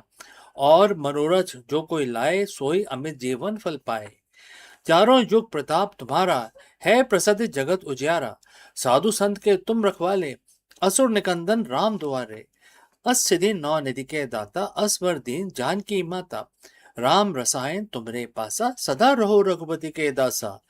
तुमरे भजन राम को पावे, जन्म जन्म के दुख बिसरावे। अंत काल रघुवर पुर जाई, जहाँ जन्म हरि भक्त कहाई। और देवता चित न धरे, हनुमत से सब सुख करे। संकट कटे मिटे सब पीरा, जो सुमरे हनुमत बलबीरा। जय जय जय हनुमान गोसाई, कृपा करो गुरुदेव की नाई। जो सतपार पाठ कर कोई, छूटे बंदी महासुख होई। जो ये पढ़े हनुमान चालीसा, होए सिद्धि साकी गौरी सा। तुलसीदास सदा हरिचेरा, कीजिए नाथ हृदय में डेरा। पवन तनय संकट हरन, मंगल मूरत रूप। राम लखन सीता सहित, हृदय बसो सुरभूप। आपका दिन मंगलमय हो। चलिए आज अपना दिन शुरू करते हैं। नमस्कार। In an era where the artificial intelligence debates blur the line between mind and machine, the voice of an ancient sage still echoes with a startling clarity. I'm talking about Rishi Kapil, the father of Sankhya philosophy, who once declared that existence is woven from two eternal threads. One is Purush, that means pure consciousness, and another is Prakriti, that means nature. 25 centuries later, his vision feels uncannily modern. So let's find out more about this philosophy. In the long arc of Indian philosophy, few figures shines with the clarity and a rational brilliance, and we are talking about Rishi Kapil, the sage credited with founding of the Sankhya Darshan, and his vision was not of a ritual or myth, but an analysis, definitely also an attempt to map the very structure of existence. In an age where the spiritual truth were often veiled in the symbolism, Kapil offered a framework that was systematic, logical, and enduring. His contribution was not merely to Indian thought, but to the universal quest for understanding consciousness and matter. Kapil's philosophy began with a profound dualism, the distinction between Purush and Prakriti. So, Purush is pure consciousness, which is eternal, unchanging, and the silent witness of reality, while the Prakriti is nature, which is dynamic and mutable, the source of all material phenomena. From their interplay arises the cosmos, with its multi-simplicity of form and experience. The vision was revolutionary, for it explained the universe not as a whim of God, but unfolding principles ordered, knowable, and accessible to human reasons. So if you have reached this far, please inform us from which city you have tuned in and which language you are watching this video. This will determine the reach of our channel. So let's continue further on this subject. He enumerated 25 tattva or principles that chart the evolution of universe from subtle intellect and egos and to the mind, and also senses and element. And this systematic approach gave Sankhya its name, enumeration, and its enduring appeal. Kapil's framework becomes the foundation upon which later traditions, including yoga and Ayurveda, built their practices. The Trigun theory, that is three three-dimension theory, and in this the Trigun theory, there are three subjects which definitely are debatable, and they are very, very unique. One is sattva. Sattva means purity. The other one is rajas, that means passion, and the last one is tamas, that is darkness. And this all remains the central of understanding human psychology and health even today. So while Kapil was not merely a philosopher of categories, his ultimate concern was liberation, that is moksha. And he taught that bondages arise when the consciousness identifies with the matter, mistaking the transient of eternal. So that is one thing which is very, very deep. And when we talk about liberation, liberation comes through a discrimination and recognizing the difference between Purush and Prakriti. In this clarity lies freedom, the soul no longer entangled in the cycles of birth and death, but resting in its own pure awareness. His path was one of the knowledge, and it is not a ritual, but it is insight and not any kind of spiritual superficiality, you know. So in 2026, the Kapil's relevance is striking. So as humanity grapples with the artificial intelligence, biotechnology, and the blurring of boundaries between mind and machine, his distinction between consciousness and material processes offer a lens of clarity. So, neuroscience may map the mind, the algorithm may stimulate thought, but Kapil's remind us that awareness itself, the silent witness, is actually indissoluble. So his philosophy resonates with modern debate on whether consciousness can be explained by material science or whether it points to something beyond. So definitely this is a point of discussion, getting more awareness about this.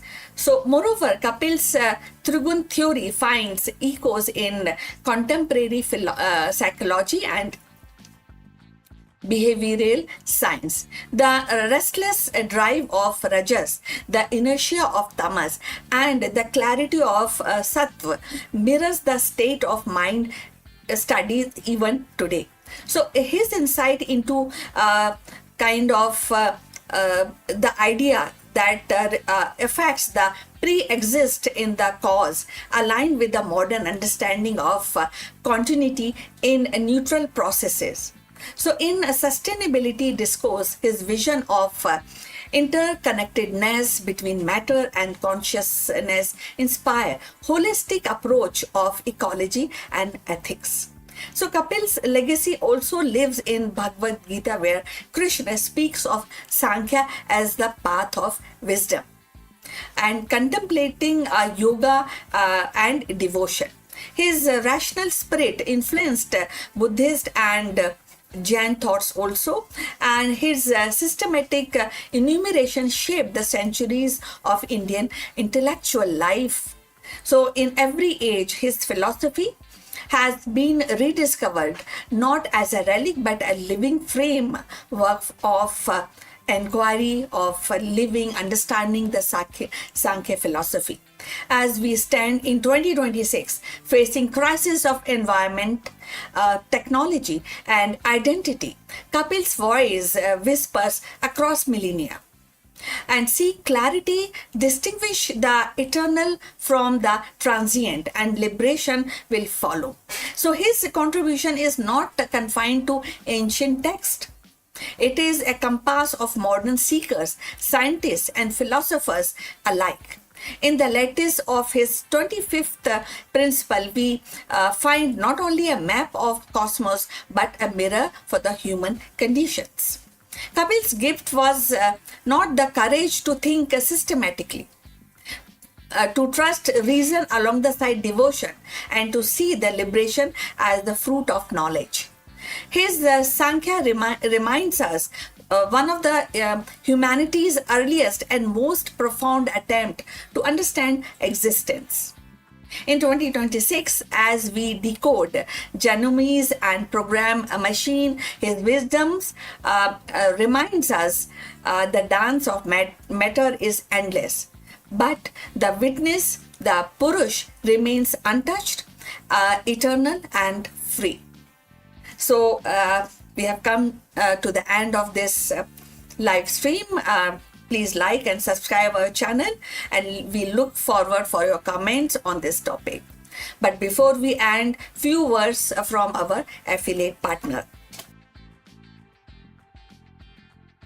Stop settling for a good enough video. If your built-in laptop camera looks like a grainy mess, it is time for an upgrade. Want to instantly level up your video presence? I like to present the Lenovo Performance FHD webcam. This is a game changer for your desktop setup. Technically, this is packed. It has a very sensitive RGB sensor, very crisp photographs it takes. Also comes with 2 microphones on board, which helps you to record very clear voice in stereophonic format. And these microphones are very sensitive.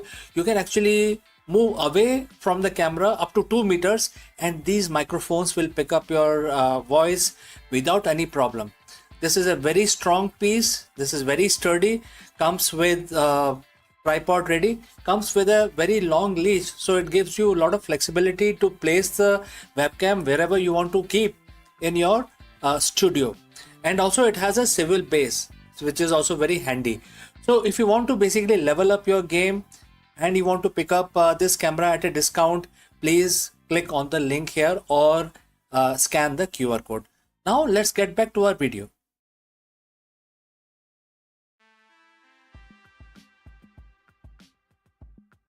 Hello everyone. I just wanted to take a moment to say a huge heartfelt thank you for all the wonderful birthday messages, calls and thoughtful wishes I received. Honestly, reading and hearing from so many of you made my day truly special. It's often said that birthdays are just another day, but when you receive that outpouring of affection, it's a powerful reminder of the incredible network of people who care about you. It really does make a difference. Thank you for making my day so special and making me feel so celebrated. And that brings me to why I think the simple act of wishing someone well is so important. Whether it's for their birthday or any other occasion, a wish isn't just words. It's a small intentional moment of connection. It tells someone, I'm thinking of you and I value you. In our busy lives, these little gestures of kindness and recognitions are vital.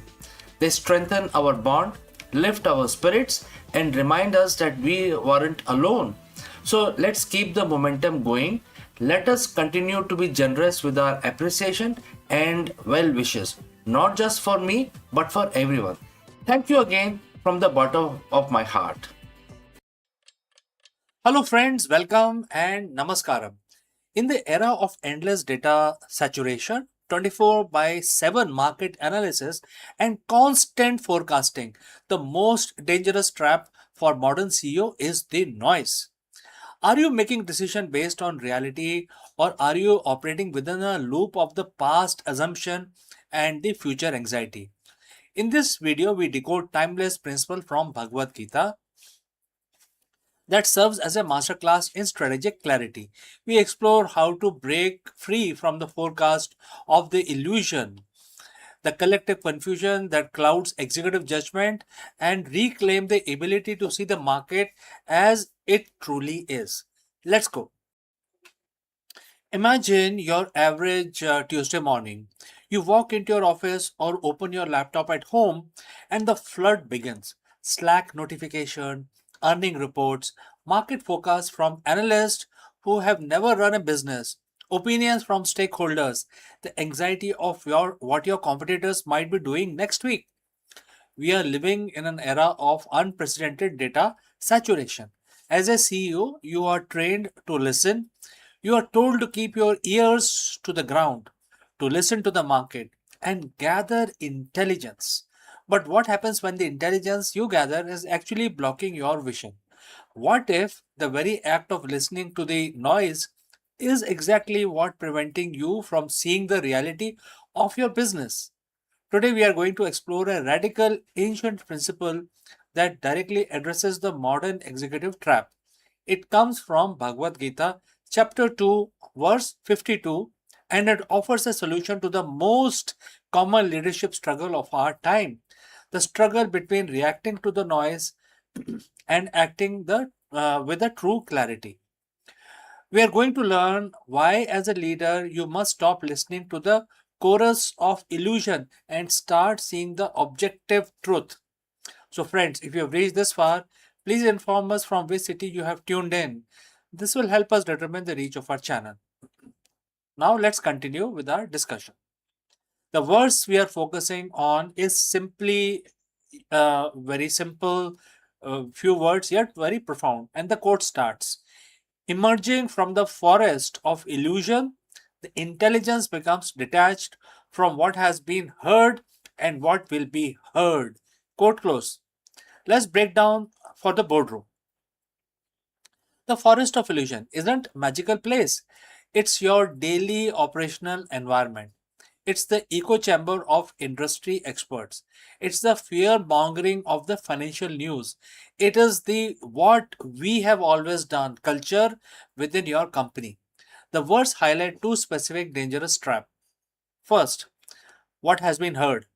This is your history. It's your past success that you're trying to replicate, or your past failures that you're terrified of repeating. It is a legacy data. When you lead based on solely what you have heard, you're living in the past. What will be heard is a second one. This is the speculation. It's what if scenario. The AI hype cycles, the fear of future competition. When you lead based on this, you are living in an anxiety. So, when you are trapped in this forest, your intelligence, your strategic foresight is compromised. You aren't seeing the business, you are seeing the hallucination of your own biases and external noise. So, friends, what does detachment actually means here? Does it mean you stop reading reports? Does it mean you fire your strategic, the team responsible for strategic outcome? Absolutely not. In business, detachment doesn't mean apathy. It means intellectual sovereignty. It means you receive the information, you acknowledge the report, you hear the opinion, but you do not let it become your reality. Think of it like seasoned ship captain in a storm. The captain hears the wind, they see the waves, they understand the data from the radar, they are aware of all of it, but they do not become the storm themselves. They don't panic because the wind is loud. They maintain their grip on the wheel, focused on the horizon and the true destination. Most CEOs are currently letting the wind steer the ship. They are reacting to every gust of market volatility. The goal of this Gita inspired leadership is to stop letting the noise determine your trajectory. How do you actually transition from listening to seeing? And here are three-step framework which I would like to offer to you. Step one, the noise filter, and it's an audit. Once a week, look at your data point you consume. Ask yourself, is this objective reality, or is this someone's interpretation of reality? A financial report is data. A market sentiment analysis is an opinion. Separate the two. If you can't act on it directly, it is noise. Minimize your exposure to it. Step number two, the what if quarantine. When you find yourself spiraling about what will be heard, the future fears, write them down, then move them to a quarantine folder.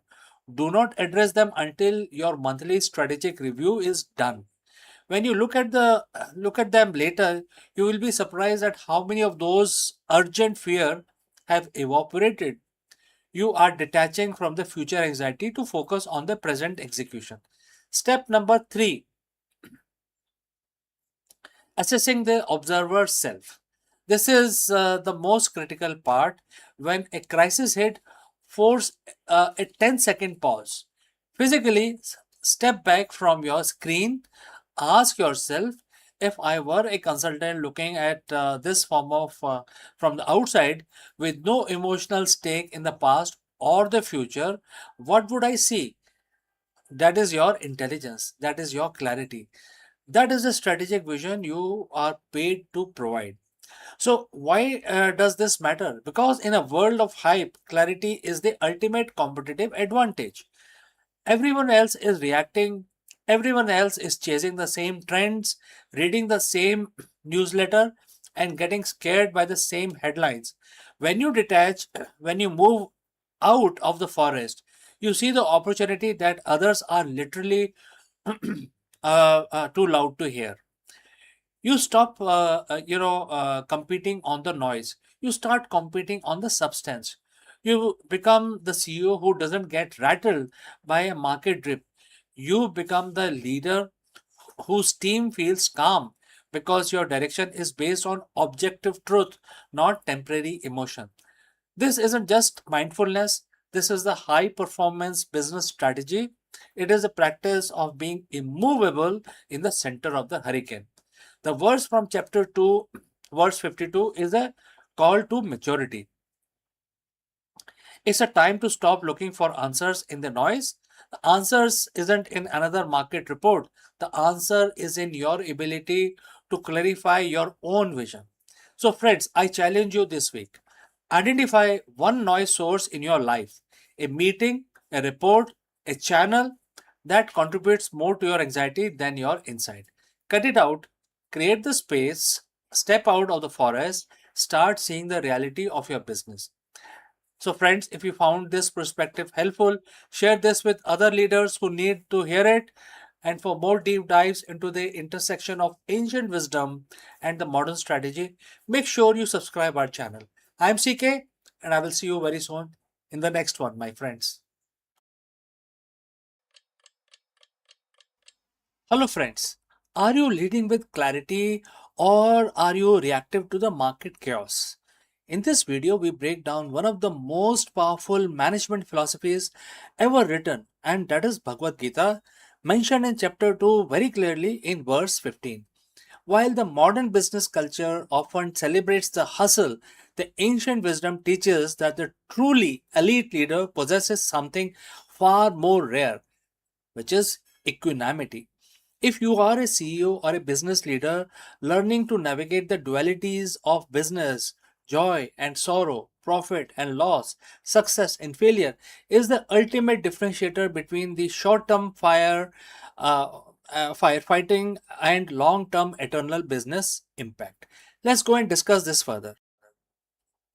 As a leader, we are often told that the secret to success is being in control. We track the KPIs, we manage the market volatility, and we try to predict the next disruption. We play the role of master of our own universe. But let's be honest, friends. How often do you feel like you're actually in control? In the high stake world of business, we are constantly buffeted by dualities. The joy of record breaking quarter, followed immediately by the sorrow of a failed product launch, the elation of a new partnership, followed by a sting of a loss of a very highly key team member. If your mental state is tied to these external fluctuations, you aren't leading, you are actually reacting. Today, I want to share a 7,000-year-old secret from Bhagavad Gita that flips this entire paradigm on its head. It is a secret to not just surviving the chaos, but mastering it. We are looking at chapter 2, verse 15. The verse says, and the quote starts, to whom joy and sorrow are one and the same, he becomes qualified for eternal life. And the quote close. Now, for a CEO, eternal life might sound like a theological concept. But let's translate that into business terms. In a competitive market, eternal means sustainable. It means a business that doesn't collapse under pressure. When the verse talks about joy and sorrow being the same, that means part of the same coin. It isn't telling you to become a robot, it is teaching you equanimity. Imagine a balance scale like the one that you see everyday life in your real life. If your joy is too high, you get complacent. If your sorrow is too deep, you get paralyzed. The goal of the elite leader is to find this center point. It is the ability to look at the massive gain and massive losses and recognize them both as a transient data point. When you achieve that, you stop being a victim of your circumstances and start being the architect of your strategy. Think of this as a Jedi master, Jedi mindset of the boardroom. In the image, you know, you can imagine that you are wielding a lightsaber. Why? Because as a Jedi master, Jedi strength doesn't come from aggression; it comes from disciplined mind. How do we apply this in real company, in real life situation? First, detach from the outcome. You have to care deeply about the effort, the mission, the product, the team, but you must be detached from the temporary score of the market. Next, 24-hour rule. When something great happens, you don't get high. When something disastrous happens, you don't get too low. Take 24 hours to let the initial emotional spike settle before making any decision, any kind of decisions, right? So you actually follow a 24-hour rule. And because we are talking about the strategic decisions. Third, lead the culture. Lead the culture. Very, very important. Your team watches your energy. If you are frantic, they are frantic also. If you are steady, if you treat joy and sorrow with the same calm authority, you create a culture of resilience. You become the best of the men or the best of the leaders. That is the verse that refers to, right? By practicing equanimity, you gain a massive competitive advantage, which is clarity. When you aren't blind by the joy of a winner or the sorrow of a loss, you see the market exactly as it is. You make better calls. You refrain from making mistakes. You retain better talent. You build a legacy that lasts because it is built on foundation of internal stability, not external luck. The secret isn't a new software tool or a disruptive growth hack. The secret is the unshakable leader. And therefore, before I wind up, I like to challenge you this week is in your next board meeting or crisis, kindly pause, recognize the duality, step back into that center point, lead from a place of calm, not as a from a place of reaction. This is your challenge for today.